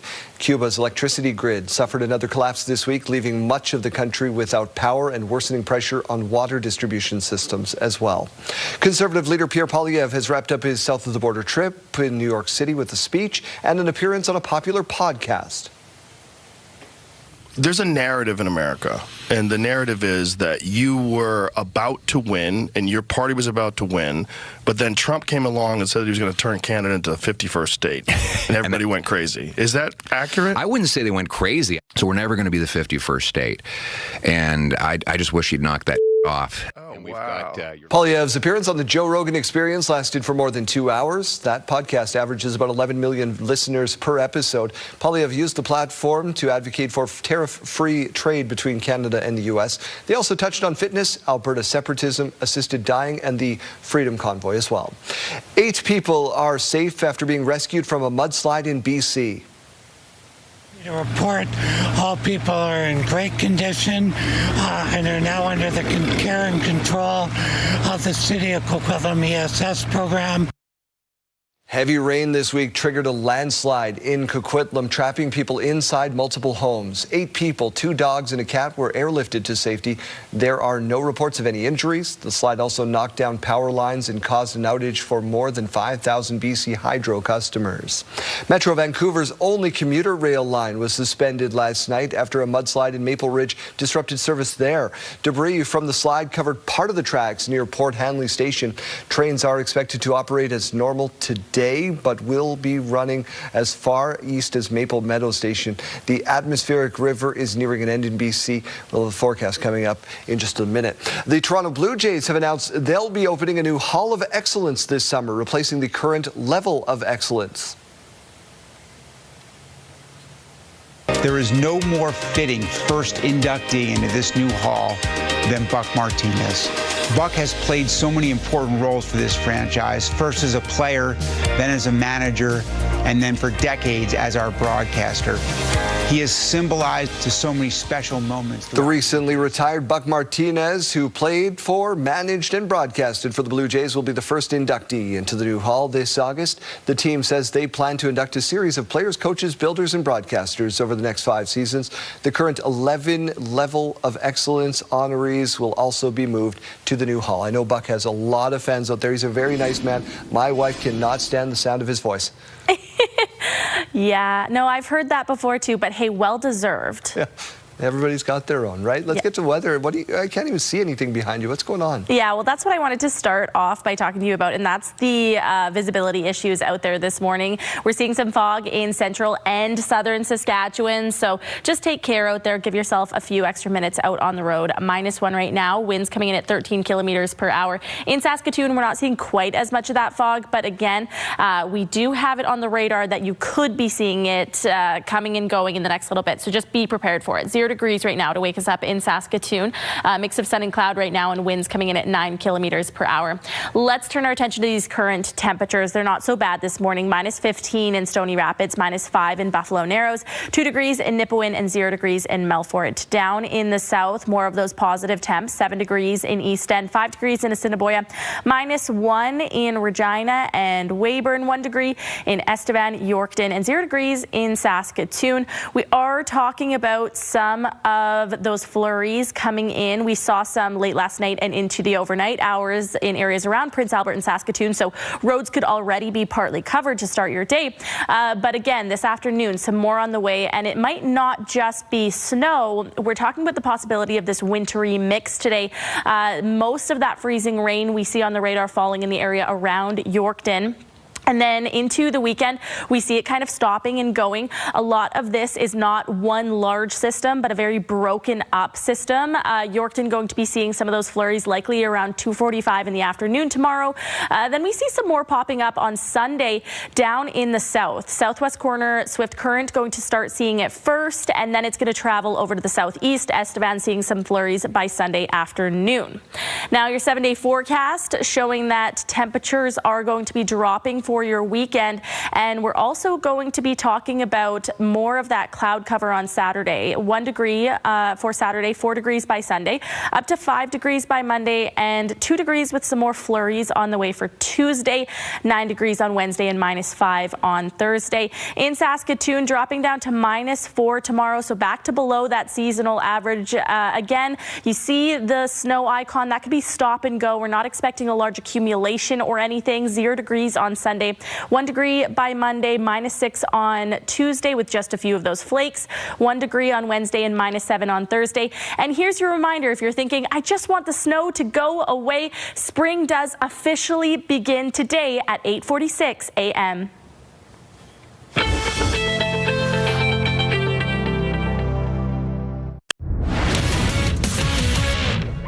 Hello there, Kara Wagland in the SportsCenter newsroom with your must-see moment from Thursday. And for it, we are off to Ottawa, where the Senators were hosting the Islanders. Thomas Chabot, alone in the slot, gets Ilya Sorokin to bite on the fake.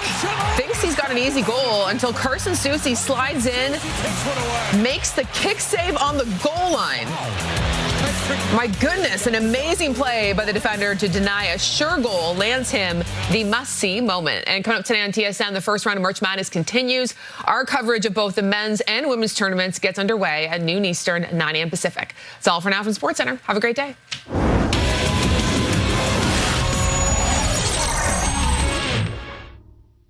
Good morning. I am down at the Hospitals of Regina Grand Prize Show Home worth $1.8 million. And with me here is Kara from HRF. Kara, thank you so much for having us down. Tell me a little bit about that bonus deadline. That is tonight at midnight. So the Lexus Luxury Bonus Deadline is tonight at midnight.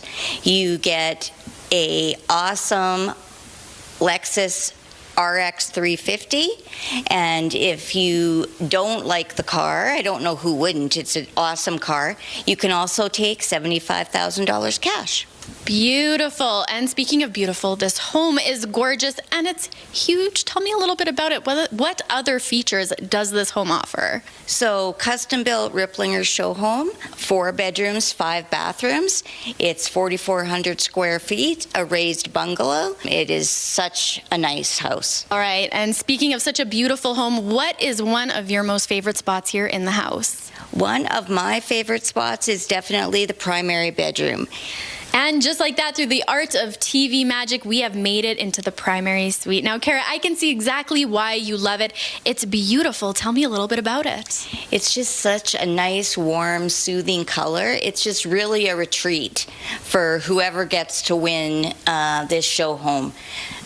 Decorated so well. You get all the furniture that's in here. Nice, cozy bed, nice, cozy feel. Just absolute retreat. It definitely is. And once again, this entire show home comes fully furnished. What is attached here to the bedroom? You have a great master bathroom here. Great deep soaking tub, separate shower, really good size. The ensuite, you have a really nice big walk-in closet. It's great. All right, Karen, tell me a little bit about how many tickets are left. Well, tickets are selling really fast. We actually have less than 10% of the tickets remaining. Okay, and where does all of this money go to? So the money goes to our 3 hospitals here in Regina and then some other healthcare facilities. It goes to things like pediatrics, NICU, mother-baby, cardiac. Awesome. All right, well, before we wrap things up, Kara, tell me a little bit about that 50-50 coming up. Well, I'm happy to announce that the 50-50 will be over $1 million, so you get to take home half of that.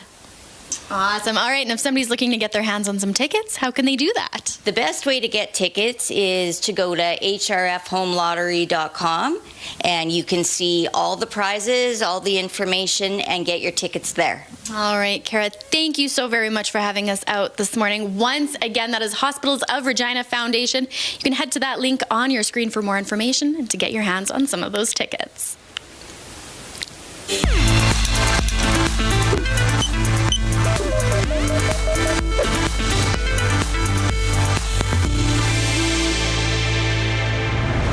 A large analysis published in BMJ Evidence-Based Medicine found that even moving from 1 to 3 drinks a week raised the risk of dementia by 15%. The researchers reported that no amount of alcohol was protective for the brain, directly contradicting earlier studies that suggested moderate drinking might help. In fact, the risk of developing dementia went up steadily as alcohol intake increased. Experts say the findings add to a growing body of evidence showing that alcohol is neurotoxic. That is, it damages brain cells and blood vessels. They say that the less you drink, the better it is for long-term brain health. If you or a loved one has difficulty managing alcohol use, help is available. Talk to your doctor or call the Substance Abuse and Mental Health Services Administration hotline at 1-800-662-HELP. With this Medical Minute, I'm Olivia Rubin. Health Report, brought to you in part by SEIU West, Saskatchewan's first healthcare union.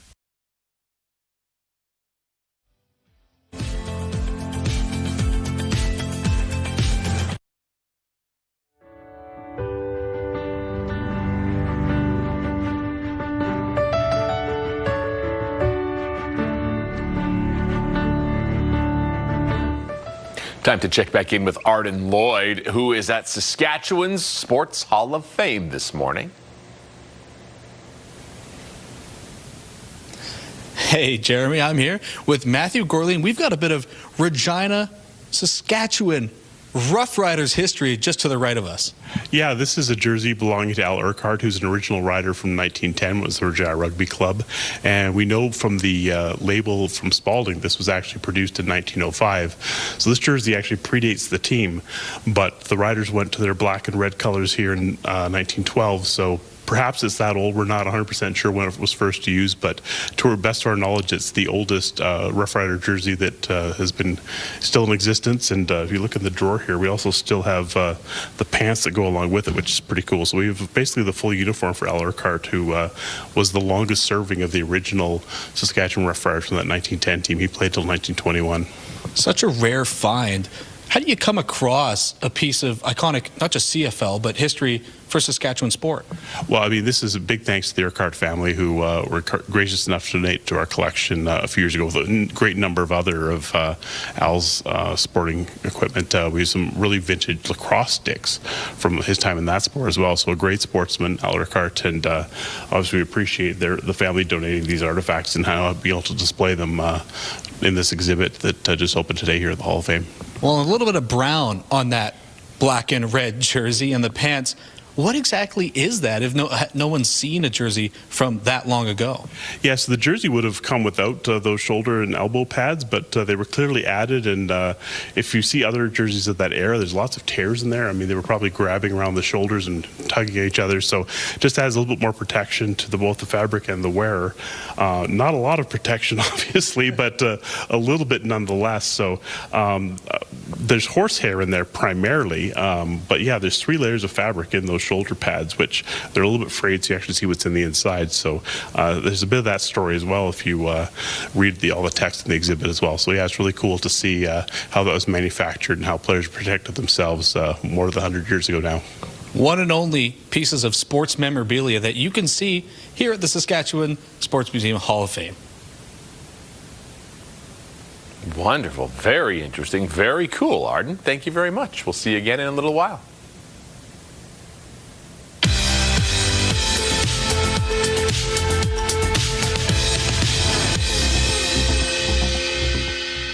It's March 20th, and we have these milestones to share with you. We'll start off with a big happy birthday going out to Pinky, marking her 50th milestone. We hope it's your best birthday yet. Lots of love from your family and friends. Also celebrating is Haley. Happy birthday to you. Lots of love coming your way from your mom, dad, and the family. Enjoy your day. Happy birthday wishes also going out to Ashley today. We hope your day is super special. This shout out coming from your whole family. We're also sending love and well wishes out to Suzanne from Mankota today. Happy birthday to you with love from your mom and Mervyn. Looking forward to the weekend. A big happy birthday going out to another Ashley. She's marking another trip around the sun tomorrow. We hope you have a great day. Lots of love from your mom and dad. Also celebrating on Saturday will be Mandy. Happy birthday to you with love from your loving husband, Gerald. Have a great day. Happy birthday wishes also going out to Hannah. She's turning 10 years old tomorrow. Welcome to double digits. Lots of love from your Papa G. And on Sunday, Eli will be turning 9 years old. Happy birthday and enjoy your weekend. Lots of love from your family. Milestone. To you by Harbor Landing Village, an award-winning senior care and living community in Regina. If you have a milestone coming up, send us an email to yourmorningsaskatchewan@ctv.ca or simply scan that QR code on your screen. Please send those in at least one day in advance.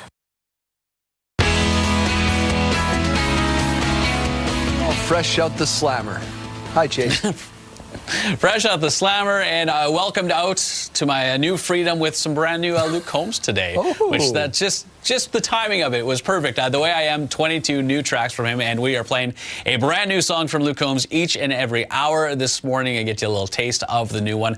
They've been great. Alcoholic Hall of Fame is so far the favorite. That is the front runner. We'll see. Maybe 8 o'clock changes that up, though. Also coming up at 8, we'll have your next keyword, and that could win you $50,000, and we'll do our daily prize winner for $500. So have the phone ready. If you hear it ringing, if you see it vibrating, pick up. We were trying to give you some cash going into the weekend here. He has a new song out, but I'm sure you're not going to play that one. Chase, have a great weekend. Thanks.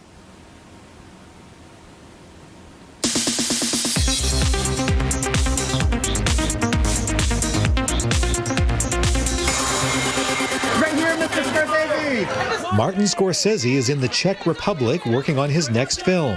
He's teamed with fellow Oscar winners Jennifer Lawrence and Leonardo DiCaprio on What Happens at Night, based on the Peter Cameron novel about an American couple that travels to a small European town to adopt a baby. It's the 7th feature DiCaprio has worked on with Scorsese. After having a son and having my husband... Another wish come true for Kirsten Dunst. The actress reportedly has been cast in the Minecraft sequel.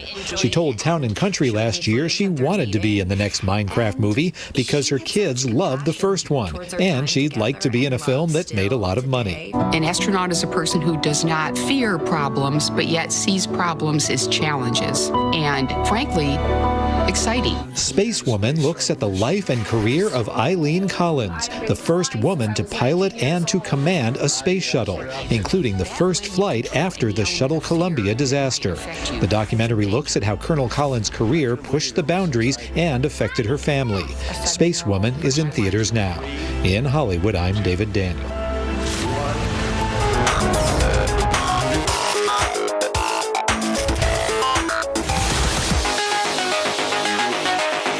Here's a parenting hack for those who are sleep deprived.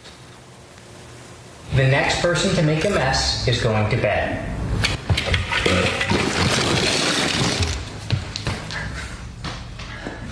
His mom didn't hesitate. Jumped right into action. That's it. She's off to bed.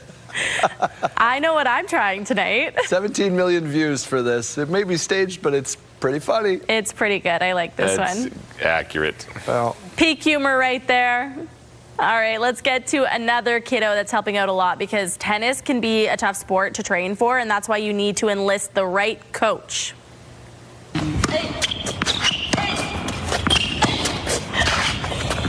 So this is little Isabella. She can clearly do it all. Her her mom's coach. She's the ball girl, and of course she's the entertainment as well. At just 15 months old, can you believe how multi-talented she is? Very good. Keeping her busy. Yeah.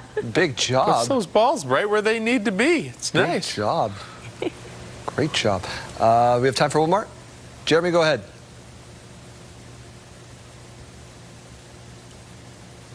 Or not. Here's a bunch of seasoned brunch from the 80s. Seasoned with some 80s hip-hop.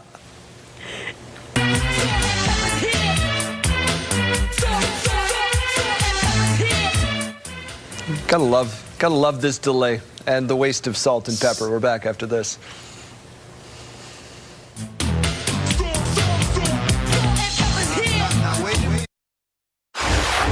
It's Friday, March 20th. Investing $1.7 billion into the province is never a bad thing. It is the cost to the province going to be, and not to the province, but to the average person in Regina or the average person in Saskatchewan, are they going to be paying for large portions of that because of the electricity? Some concern raised over how much power the new Bell AI data center will use.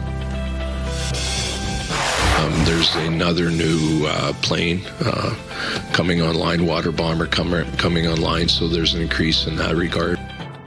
The provincial budget providing a slight increase to help fight wildfires this year. Have you had conversations with Trump about this? No. I've said, listen, I'll leave it to the Prime Minister to do the negotiating. Conservative leader Pierre Poilievre appears on Joe Rogan's podcast touching on trade, last year's federal election, and more. Stay with us, Saskatchewan. Your morning starts right now.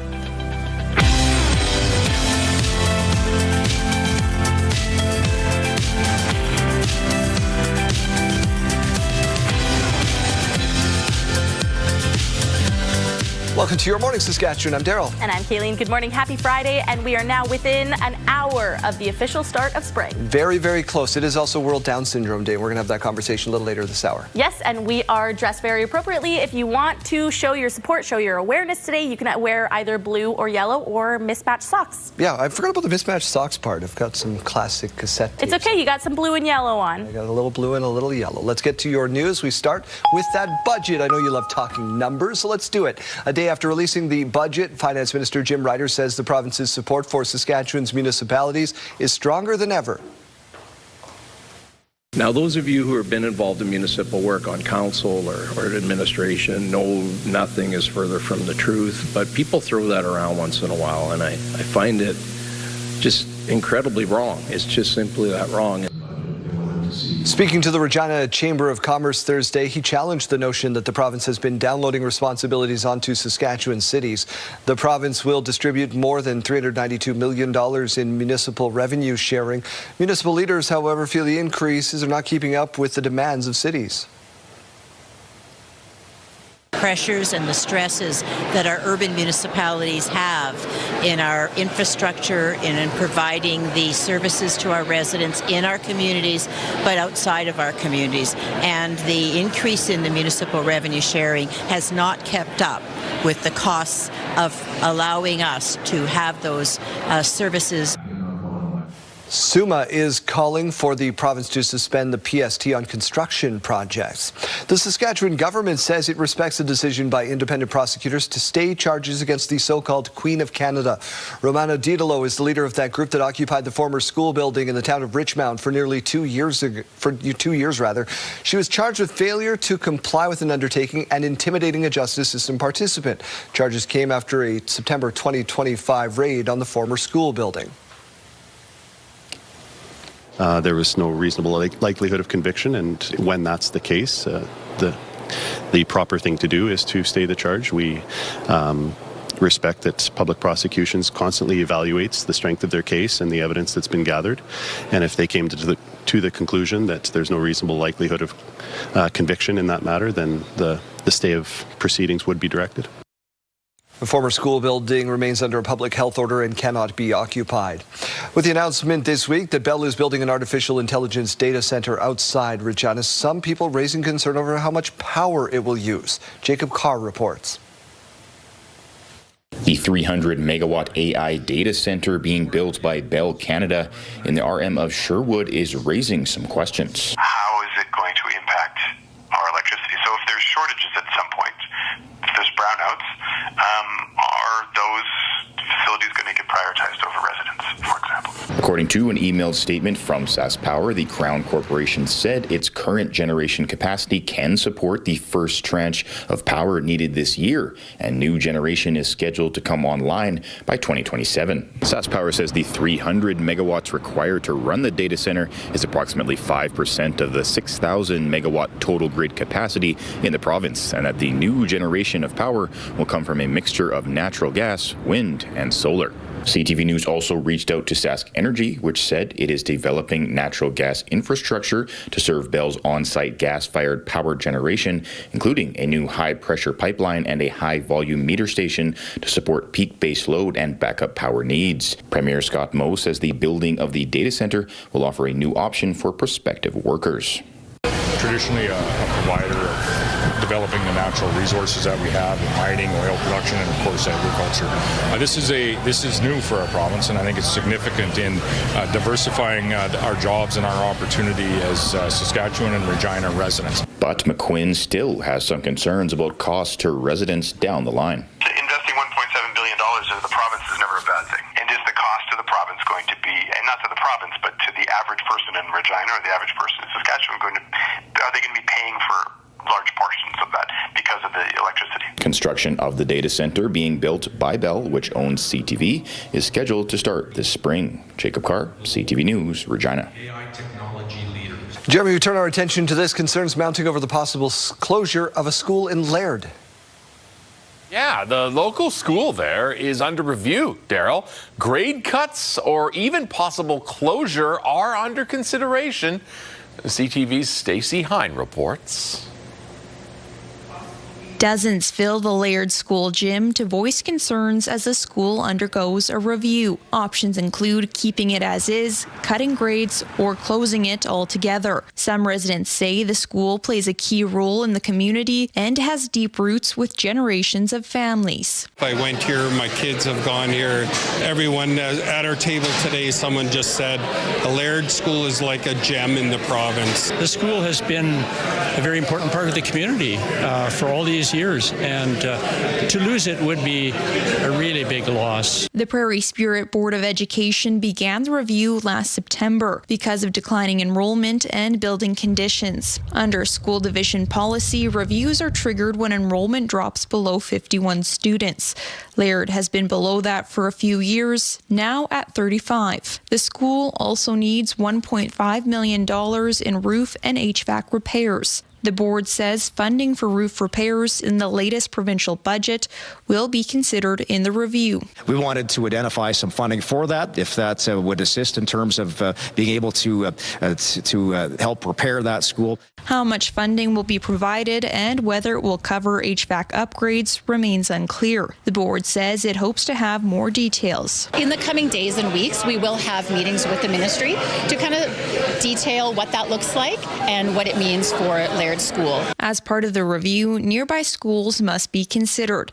The nearest is in Waldheim, about 15 kilometers away. The school division says it has room for all 35 students. The board will also weigh cost per student and says cutting grades would drive up that number. There is a challenge to discontinuing grades because your building costs remain the same. One resident says the school's value goes beyond the bottom line. We need to talk more about the value of the individual and how it's impacting students. We can't measure those things in dollars and cents. The board is expected to deliver its decision on the future of Laird School on April 20th. Stacey Hine, CTV News, Laird. All right, Daryl, back to you with details about a gathering in Regina. Yeah, to honor residential school survivors of the 60s scoop and have their voices heard. Here's Sierra D'Souza Botts.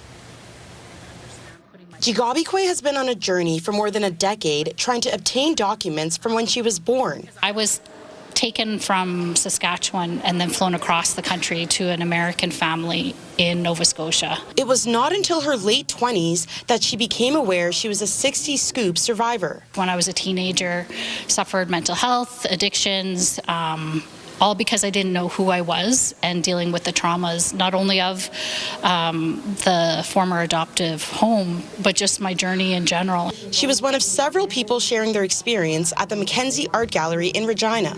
People also heard from a panel of residential school survivors from Carry the Kettle Nakota Nation who attended LeBret Indian Residential School, along with boarding home survivors. Majority of society is only beginning to understand about the residential schools with regards to the Truth and Reconciliation, the 94 calls to action. The Buffalo People Arts Institute says the event aims to provide a platform for Indigenous voices to be heard and supported by the public, spreading awareness about the lasting impacts residential schools and the 60 Scoop continues to have on First Nations people. It's bringing awareness and also bringing about the discussions, to hear the story, to witness the stories, to come together as community. The Institute says it will continue to host events like these to help keep Indigenous voices alive. Sierra D'Souza Butts, CTV News, Regina.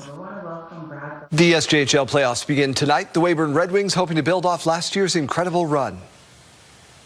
You know, it's pretty exciting to see some of the young guys step up. They've been coming around here lately with the injuries we've had, and they've played a lot more minutes. And so, you know, now that we're getting healthy again, our depth is pretty good when you look at the guys playing in the bottom part of the lineup and, you know, how much they've developed over the last couple months here. And so we're excited to just see those guys take that step.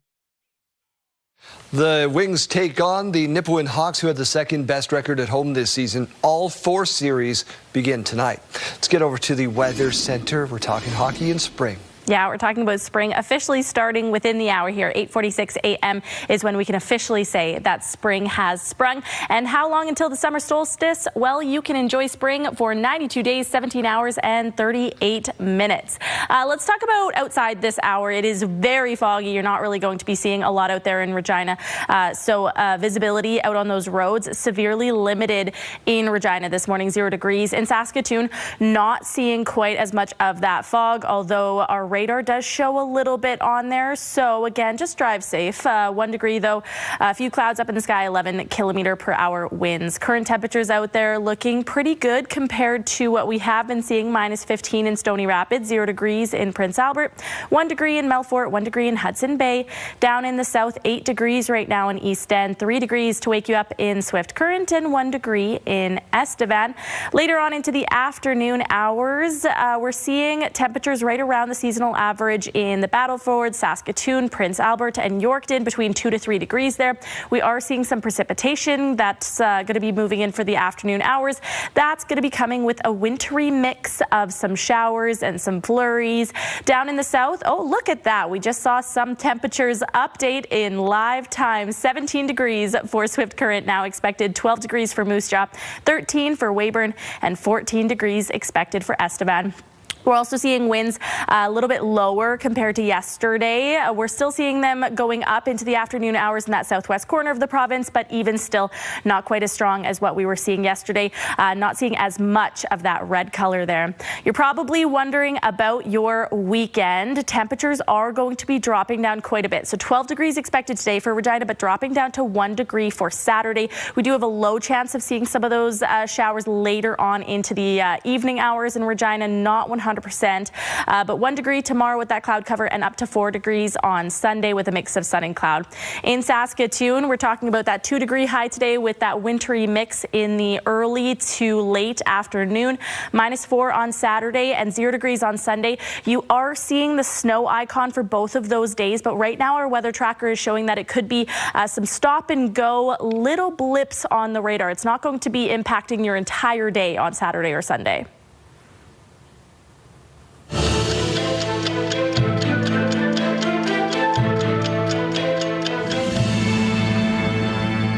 March 20th, 2020, Manitoba declared a state of emergency due to the COVID-19 pandemic.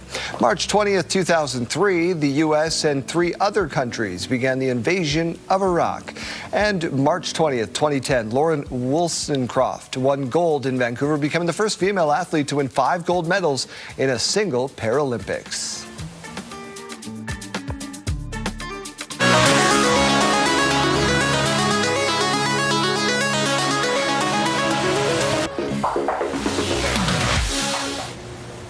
In case you missed it, here's a gardening show like no other. What's your favorite fruit? Kale.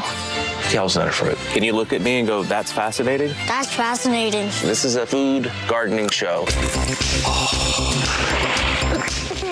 Zach Galifianakis hosting a new series called This is a Gardening Show. Of course, it blends his brand of humor and curiosity.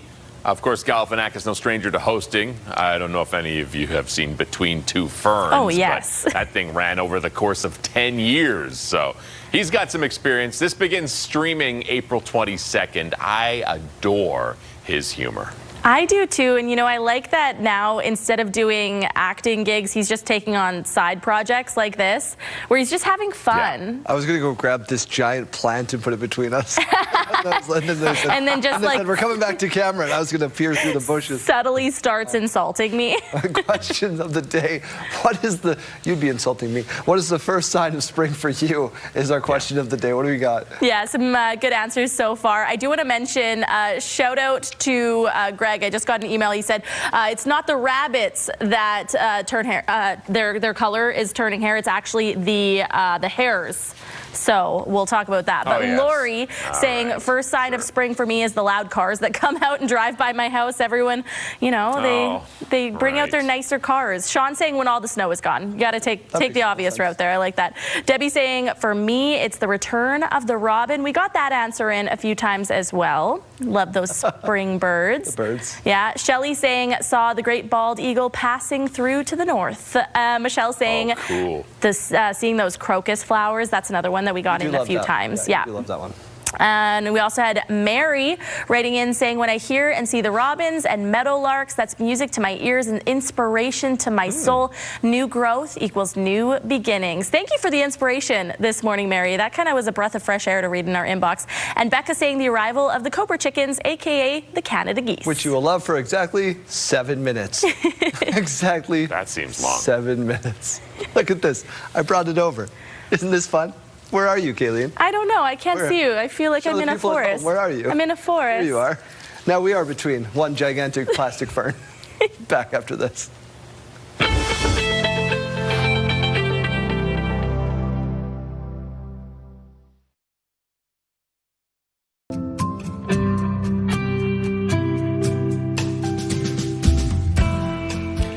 All right, let's head back out and check in once again with Mike Siona at the Homestyles Show. Well, we're rolling around Homestyles, getting a little sneak peek before you can come down here. It's going to be a great weekend. I'm joined now by Nick Sackville as we're sitting in front of this Energy Coat Concierge. This looks shiny, this looks new, and I can win something. Tell me about it. Yeah, so the Saskatoon Region Home Builders Association is leading an initiative funded by the federal government, and basically the goal is to help builders achieve higher levels of energy efficiency in their new construction homes, and that's going to be a great benefit to homeowners in the province to be able to get higher performing, higher quality homes. And during the Homestyles Home Show here, we're running a bit of a survey. You can enter in, tell us a little bit about your experience with energy efficiency, what you know about it. We're really curious to hear from homeowners about what they know about energy efficiency, and they can enter in to win a $500 gift card. And while they're here, they can also talk to one of our energy experts who will be on call, available to answer any questions they may have about home energy retrofits or renovations, or if they're planning a new build, how to ask the builder about energy efficient features. Gotcha, because you don't know the questions to ask if you don't know the topic necessarily. Very cool. Love that we've got that in. Obviously, the benefit to the home builders, I think we can figure that one out. You're building a more efficient product that's going to be more, amenable to your clientele. And then I really like that part you were talking about, the renovation component or the retrofit. In about 20 seconds, what kind of things can we be doing at home? Yeah, so I mean, I'm not the expert here, but I would imagine that when you talk to an expert, they're going to talk about, doing things in your home to increase the levels of insulation, doing things in your home to increase the air tightness. So that could include ceiling cracks or gaps or whatever. And then you could go even further than that, and you could, maybe change out your windows or change out your furnace for a higher efficiency. Or if you really want to go full in, you can upgrade to like a heat pump or something like that. So depending solar on panels. I'm sure there's enough technology. Yeah, Nick. We're fresh out of time, but I'll tell you what. Come on down here. You won't be limited by the 2-minute clock like we are. Homestylesonline.com. Going to be a great weekend down here.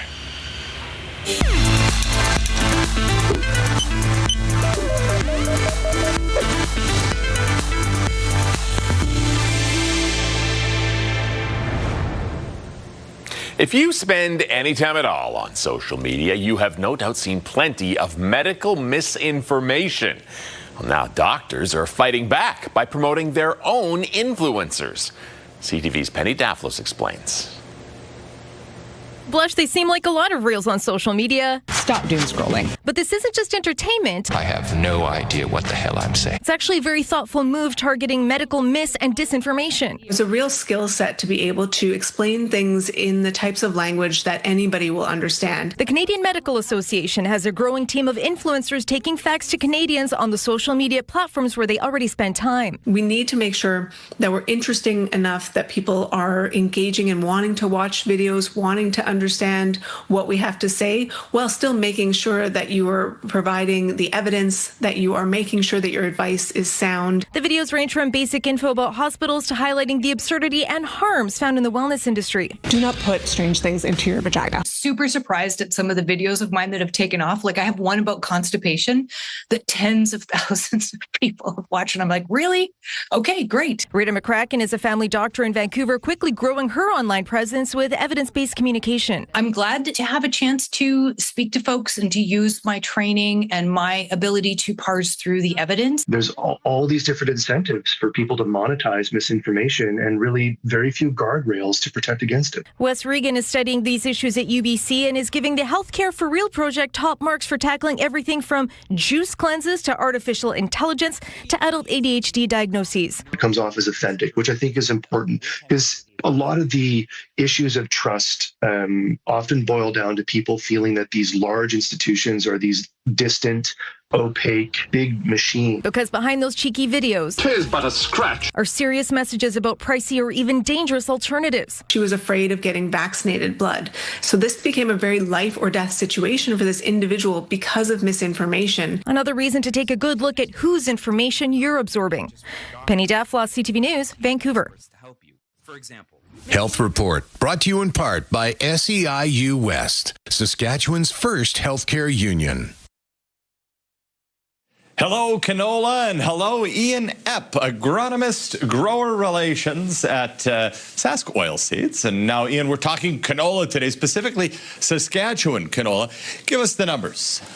Saskatchewan's really important when it comes to growing canola. We grow over half of the canola in Canada, and we grow a significant part of canola grown worldwide. So as much as we see lots of yellow fields here, this is not just a lot of fields for Saskatchewan, it's a lot of canola for the world. Fantastic. Now, Canadian is right in the name canola, and the demand globally echoes that? Yeah. We are significant exporters of canola. Countries around the world are looking for our canola. They're looking for Canadian canola specifically. Now, where is our canola right now? I understand, what, the 26 stuff is getting delivered, and we're chomping at the bit to plant the stuff that's coming for 27? Yeah, that's about right. For 26, our canola crushers are going, they go all year. Every day is canola crushing day. Trains are running with canola every year. So farmers right now are busy delivering the 2026 crop still, or the 2025 crop still. And 2026 is just around the corner. I mean, growers are looking at fertilizers, buying fertilizer, getting ready for what fields are going to be canola, what insects might be ready to munch them. Yep. A lot of my time is spent working with growers on what we saw last year and what we need to do this year. And we're getting ready to gear up. It looks like winter now, but seeding is going to start happening in 6 or 8 weeks. We're going to be in the ground and canola will be starting to happen. Yeah, there you go. I added a year to everybody's life. So there you thank you for bringing us back to reality 27. I'll pump the brakes here a little bit. Now, let's get into the actual crushing component, because you mentioned crushing. We've talked about crushing many times. We're actually going to show it. And essentially what happens, you take the canola here, and we have these handy little Sask canola sticks. Put them in here and put one in each one. And then you would tape it. It would look like this. And through the magic of television, you're going to show us how to crush one because different parts come up differently, right? Yeah, so canola, the oil is the most exciting part of the canola, but the canola meal is also a significant source of animal feed. So growers will do this when they're looking at the quality of the canola. You want some nice yellow seeds in there. If we see green seeds, maybe a grower is a little chomping at the bit come harvest time. Maybe they're a little too early. Okay. So that's one of the ways we use this. And then crushers are looking for high quality seed. 40 to 45% of the seed is oil. Okay. So we'll see that. But you take your roller, you crush it along. And this is what happens with the seeds. You get these nice, if we have high quality canola, you're going to see this nice yellow seeds, no brown seeds, no green seeds.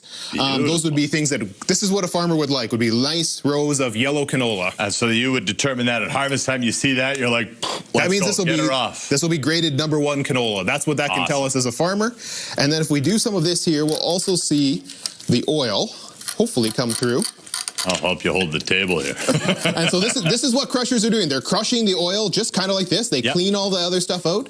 They're crushing it, and then hopefully we're going to see some oil. And so if you look on the other side there, that's the oil coming through from the canola crush. So again, 40 to 45% of the seed is oil. That's what growers are doing. We have a number of crush facilities in the province, and this is what they're doing every day. All right, well, there you go. A little bit of a crushing demonstration. Appreciate the time. Thanks for coming in. If you want more information, you can learn more at hellocanola.com and check out saskoilseeds.com as well.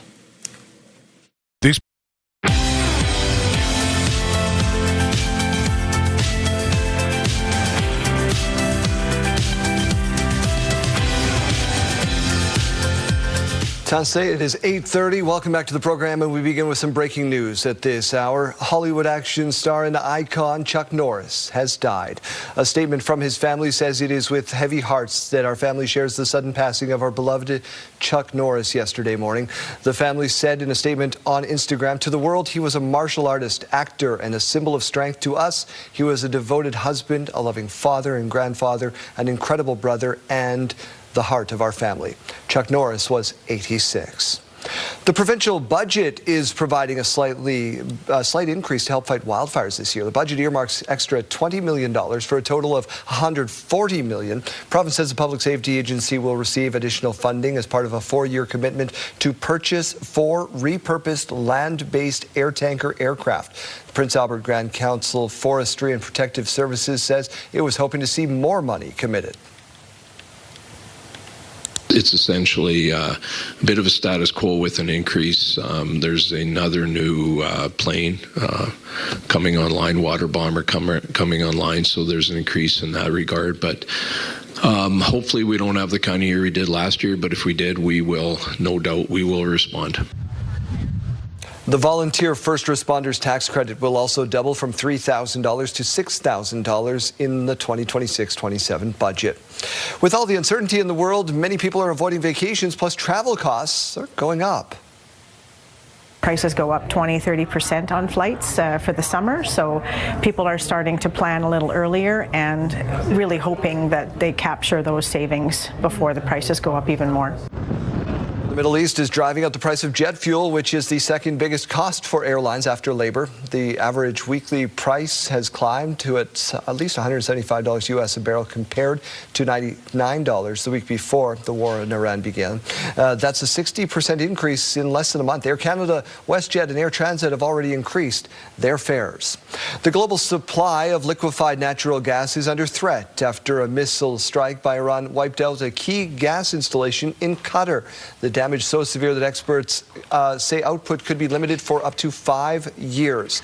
Martin McMahon reports. Right now, the world needs Canada's LNG. Iran admits it struck the largest LNG field in the world, which is in Qatar. It's retaliation for an Israeli strike on its largest gas facility. And with Qatar set to face major export challenges for years, there are calls to ramp up LNG in BC, including from former BC Premier Christy Clark, who championed the industry while in power. If the regulatory process hadn't got all gummed up by the Trudeau government and then the NDP government that came in 2017, I absolutely am sure that we would be helping the world right now by shipping LNG for British Columbia. Energy Minister Adrian Dix is pushing back on the idea BC missed a window to ramp up production. Well, when John Horgan became a premier, there were 0 LNG projects in BC. We now have one that's exporting. LNG Canada is exporting to Asia now, and we've got 4 LNG projects under construction, with more in the approval stage. So BC is well positioned because of the policies we've taken in the last few years. Ultimately, the premier says LNG will be a focus and companies will look at stability. And it just underlines our case, as tragic as it is, that British Columbia is a safe place in an incredibly uncertain world. But I think what we're seeing in the Middle East underlines Canada's selling point, which is that we're a much more stable environment, not as risky and not as prone to these kinds of disruptions. But some fear increased urgency could lead to environmental compromise. We behave as though we are beholden to these technologies, to these companies, and as if Canada's only option is to exploit and export our resources as fast as we can.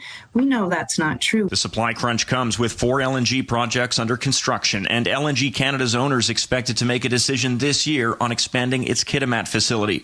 Martin McMahon, CTV News, Vancouver. Pierre Poilievre has appeared on a controversial but extremely popular podcast with Joe Rogan. The two men talked at length about major Canadian political storylines, from Freedom Convoy to Alberta separation and U.S. tariffs. Poilievre's appearance, all part of an American tour which wrapped up in the Big Apple on Thursday. Rachel Aiello reports. We've got to get you into the Prime Minister. Absolutely. Conservative leader Pierre Poilievre taking a bite out of the Big Apple. It's great to be in the United States of America. Americans love Canada. That's the great news that I take away from this trip. Before New York, Poilievre met politicians and executives in Austin, Texas, and also sat down with popular but divisive podcast host Joe Rogan for more than 2 hours to talk up Canada. So there's a narrative in America, and the narrative is that you were about to win and your party was about to win, but then Trump came along and said he was going to turn Canada into the 51st state, and everybody went crazy. Is that accurate? I wouldn't say they went crazy. So we're never going to be the 51st state, and I just wish he'd knock that off so that we can get back to talking about the things that we can do. The Joe Rogan Experience is one of the most listened to podcasts globally, with an average 11 million listeners per episode. And Poilievre sought to leverage that audience while confirming he hasn't talked to U.S. President Donald Trump about the trade war. I've said, listen, I'll leave it to the Prime Minister to do the negotiating, and I've said I'll support him any way I can. Even in my visit down here, I'm sending him text messages to tell him what's going on. Rogan has been criticized for platforming polarizing figures and spreading misinformation. He had invited Poilievre to come on during the last election, but the Conservative leader declined. Now, the party says the podcast is an ideal platform to reach more potential voters, but also speak to Americans. And we had a great conversation. We need to harness the goodwill of the American people, and what better place to do it than on the biggest podcast in the world. Tonight, Poilievre will further outline his vision for Canada-U.S. relations in a keynote speech at the Foreign Policy Association in New York. Rachel Aiello, CTV News, Ottawa. Under 10 minutes from the start of spring. Yes, it is starting. Temperatures also looking pretty spring-like down south, but we're also seeing that dense fog, as you can see behind me here. Haven't seen much in terms of improvement in the past few minutes. Visibility in Regina is sitting at 0.8 kilometers right now, so definitely give yourself some extra time out on those roads. We're at 1 degree to wake us up, and winds coming in at 9 kilometers per hour. Saskatoon, not seeing that fog right now. 1 degree to wake us up. Mix of sun and cloud, and winds coming in at 11 kilometers per hour. Thankfully, we won't be seeing those winds down south as strong as what we saw yesterday. Current temperatures out there, we're still seeing minus 15 in Stony Rapids. We're seeing 0 degrees right now in Prince Albert, 1 degree for Melfort and Hudson Bay. Down in the south, a slight improvement in East End, already at 8 degrees, 4 degrees in Assiniboia, 1 degree in Regina, Yorkton, Moose Jaw, and 3 degrees for Weyburn and Estevan. Now, today's forecast looking right around that seasonal average in central Saskatchewan, where we're seeing 2 degrees for the Battlefords, for Prince Albert, for Saskatoon, and 3 degrees for Yorkton. All those areas, though, expecting some of that very light precipitation. Could be that wintry mix with a few flurries with those showers. Down in the south, 17 degrees expected for Swift Current, 12 degrees for Moose Jaw with that cloud cover, mix of sun and cloud for Weyburn and Estevan. That is an improvement from this morning when we were projecting mainly cloudy skies. Now we could be seeing just a little bit more of that sunshine there. 13 degrees for Weyburn, 14 degrees for Estevan. Your 7-day forecast showing a little less of the precipitation than what we were expecting yesterday. We are dropping down for those temperatures on your Saturday, though. 1 degree with that cloud cover, 4 degrees on Sunday in Regina, 5 degrees on Monday. Right now, seeing a few flakes on the radar for Tuesday, 2 degrees, up to 9 degrees by Wednesday, and dropping back down for Thursday, -5. In Saskatoon, here's a look at your 7-day forecast, dropping down to -4 for your day tomorrow and 0 degrees on Sunday. You do see the snow icon on both days. It's not going to be a large accumulation, just a few flakes at certain points in the afternoon on both of those days, but it's not going to be all day long. 1 degree on Monday with a mix of sun and cloud, -6 on Tuesday, 1 degree on Wednesday, and -7 by Thursday. Here's your reminder that within 6 minutes from now is the official start of spring. Go outside and enjoy it.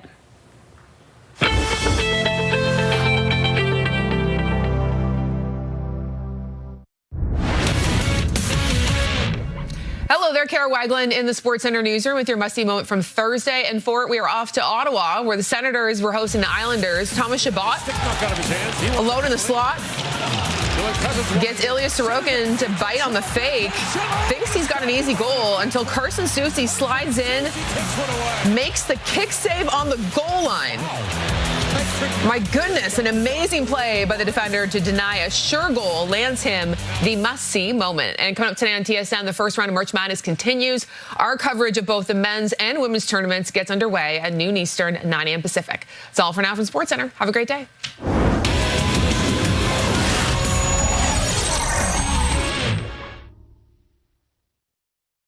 Tomorrow marks World Down Syndrome Day, a day to raise awareness and celebrate those living with the condition. Joining us now are Michelle and her little one, Connor, and we also have Rayanne with the Sask Down Syndrome Society. Good morning and welcome to the studio. Thank you so much for having us today. Michelle, I'm going to come to you first. Can you tell us about the Sask Down Syndrome Society and what you offer across the province? Okay, so what we are basically a family, you know, we're mostly the family, the parents and stuff like that, and some interested community members, and we're all across the province.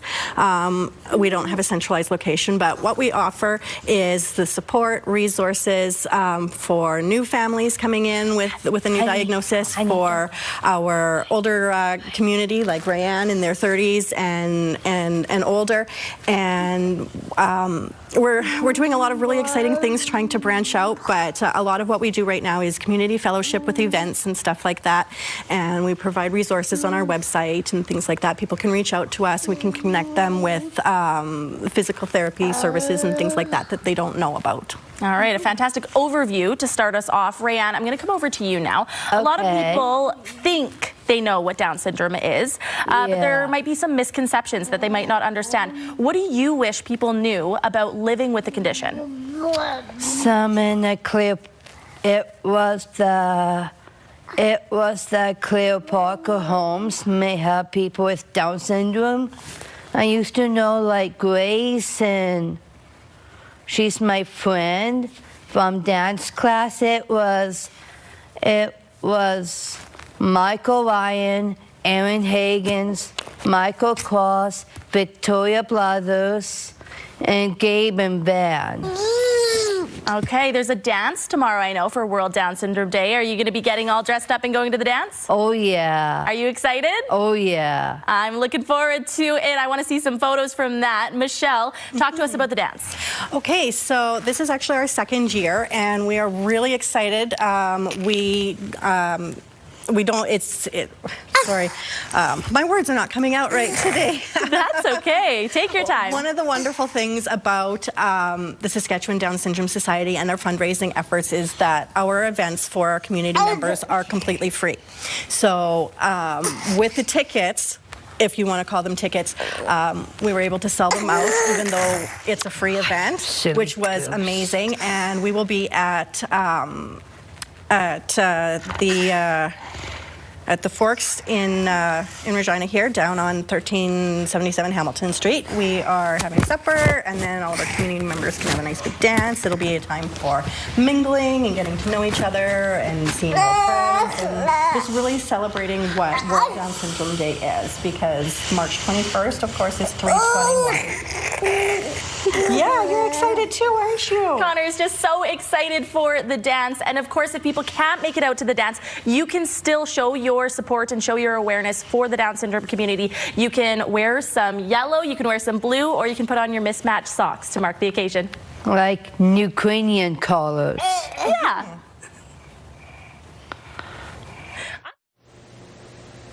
Time to check in one last time with Arden Lloyd, who is at Saskatchewan's Sports Hall of Fame. One final time around the Saskatchewan Sports Hall of Fame. I'm here with Matthew Gorley. We have a bit of a hockey talk to have here, don't we? Absolutely. It wouldn't be a Sask Sport Hall of Fame display without some hockey, so it's great that we've got some really cool jerseys here on display. Well, and just what is the wearer of this Chicago Blackhawks 1940s, the replica and the original side by side? Yeah, so that's Doug Bentley's jersey, obviously famed Bentley brothers from Delisle. That's from when he was captain of the Chicago Blackhawks, and it had some mysteries for us because we were trying to figure out why the replica the NHL produced here fairly recently had the black, white, red stripe, and then the actual authentic one doesn't have the white stripe. And if you actually look at the bottom on the underside, you can see a bit of the white stripe. And so what actually happened was they sewed the white stripe into the jersey and made it shorter, so he lost his white stripe to shorten the jersey because Doug Bentley was not the biggest guy, and that's a very small looking jersey, especially next to that more modern replica the NHL produced. So it's kind of crazy to think about how small some of those players were back in the day, and even Doug Bentley needed to shorten his jersey. So yeah, it's kind of a cool little thing, and shows how they customized jerseys back in the day. Well, terrific. And a little bit from the black and red, you've also got the iconic blue and white with a little bit of red on it itself. Who's that belong to? Obviously, Dave Tiger Williams jersey, and wouldn't be complete without a lot of stitching and wear and tear and some fixing there. But also on the shoulder, there's a streak of red. So was it blood? Very well could have been. We're not 100% sure what that is, but with Dave Tiger Williams' jersey, that is a likely assumption. So kind of a cool little touch there. And obviously, when they're game-worn jerseys, you never quite know what you might get in terms of holes, stitches, and wear and tear. So that's part of the story of these artifacts too, is how they've been mended and how they've been modified. Well, football, hockey, and so much more at the Saskatchewan Sports Hall of Fame. A brand new exhibit open today. Come on down. Hey, it's Chase from Pure Country Mornings back once again to count down to this week's top 5. No movement. Starting us off once again this week, it's Shabuzi and Jelly Roll with Amen. A guy that says he owns 50 of the exact same shirt, Luke Combs' Days Like These is your number 4 song. Money came my days like these. Max McNown falling a spot, landing at number 3 with Better Me For You. Better Me For You. Up 2 this week, Jordan Davis and Thomas Rhett, Ain't a Bad Life is your runner-up. And no movement once again at number 1. 4 straight weeks. She is holding steady. Ella Langley, Choosing Texas, once again, your top song. It's Choosing Texas, I can tell. Thanks for counting down this week's top 5 with us. You can catch all of these and the rest of your favorites with Pure Country 92.7, always found with the free iHeartRadio app. Well, I guess she first.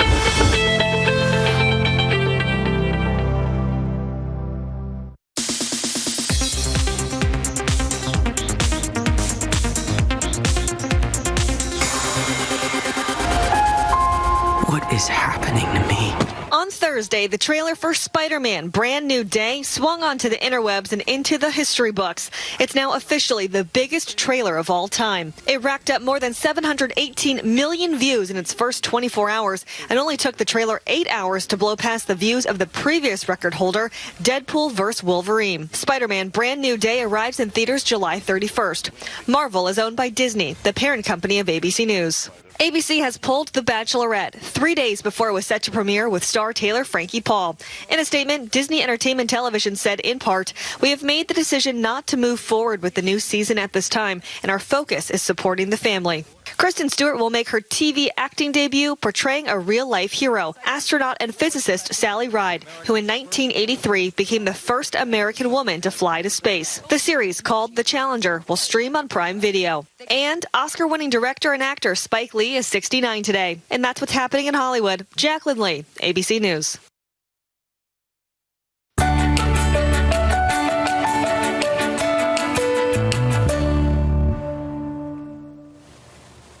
There is a growing community of fathers who are working diligently to ensure they know how to braid their daughter's hair. That's right. I love this. And they've quickly picked up a lot of traction online thanks to an event called Pints and Ponytails. Here's ABC's Danny New. Pints and Ponytails! Across the pond, a group of dads are meeting at the pub to grab a beverage and a mannequin. I just sent Lawrence a message and I said, wouldn't it be great if we get a group of dads together in a pub? And if we get them to learn how to braid. Best friends and fellow girl dads Matt and Lawrence organized this event called Pints and Ponytails. So it's testament to you as dads wanting to be here to learn a new skill. They've only hosted 2 so far, but each one has picked up millions of admirers online. Actress Melissa Joan Hart commenting, "This makes my heart so happy, but now I need this lesson for my own hair, please." Because so many dads just simply don't know how to do their daughter's hair. But what dads have missed out on is a moment of potentially developing a stronger bond with their daughters. The event usually lasts about 2 hours with a hired braiding expert teaching these 30 fathers how to single braid, double braid, French braid, and fasten a high pony. By the time you get to the second half of the session, we're doing the more complex hairstyles. The energy is turned into pure focus. There were, of course, so many styles to learn, but there were 2 clear necessities for many of these fathers. 1, learn how to give their daughters a braid like Roomies in K-pop Demon Hunters. And 2, naturally, the blonde dew of Queen Elsa in Frozen. The whole room's like, yes, we need to learn how to do the Elsa plait. However, as these dads keep working on their dexterity and handiwork together, will that necessarily translate to their daughters letting them try this all out on them? Even this morning, my daughter was like, "No, I don't want daddy to do my hair." That is parenting in a nutshell. And since getting all this attention, Matt says they have gotten requests to bring Pints and Ponytails to the U.S., so keep a lookout for that, even though clearly not all of us need it here. In New York for ABC News, I'm Danny New. I'm going to need it. My husband needs it. Whenever Aria grows some more hair, she's still... Sadie has a lot of hair. Sadie's got a full head of hair, and every day I don't see it until daycare updates the app to show me a picture of her today, and I say, what is that? What's going on with her hair there? Why did you dress her in such a way? I always get that one. I always send Aria in, like, Oregon Ducks gears. You dress her like a boy, and she has short hair. What are you doing? Every single time. Yeah. Let's get to our sidebars.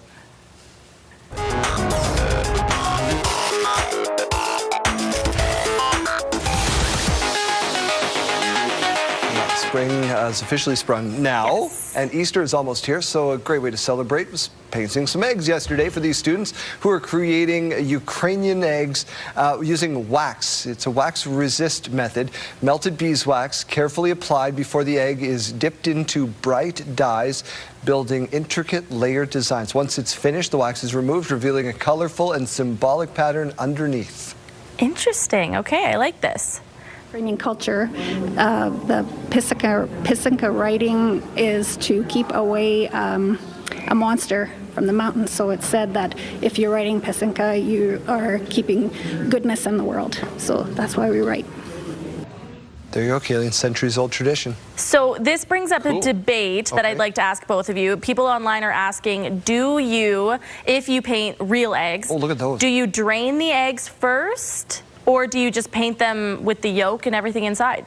Hard boil them and paint them. Hard boil them, so everything is still inside. Yeah. Okay, I'm on team drain them, but they get really delicate, but I don't want them to rot.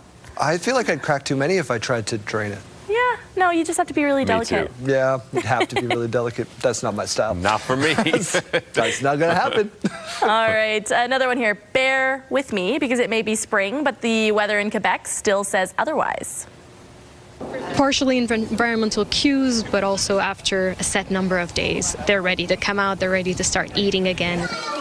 This is Jeannie the bear finally waking up at Montreal's Eco Museum Zoo. She's been snoozing in her den for the past 113 days. Good morning, Jeannie. Time for us to have a nap. You can get up, Jeannie. See you next week.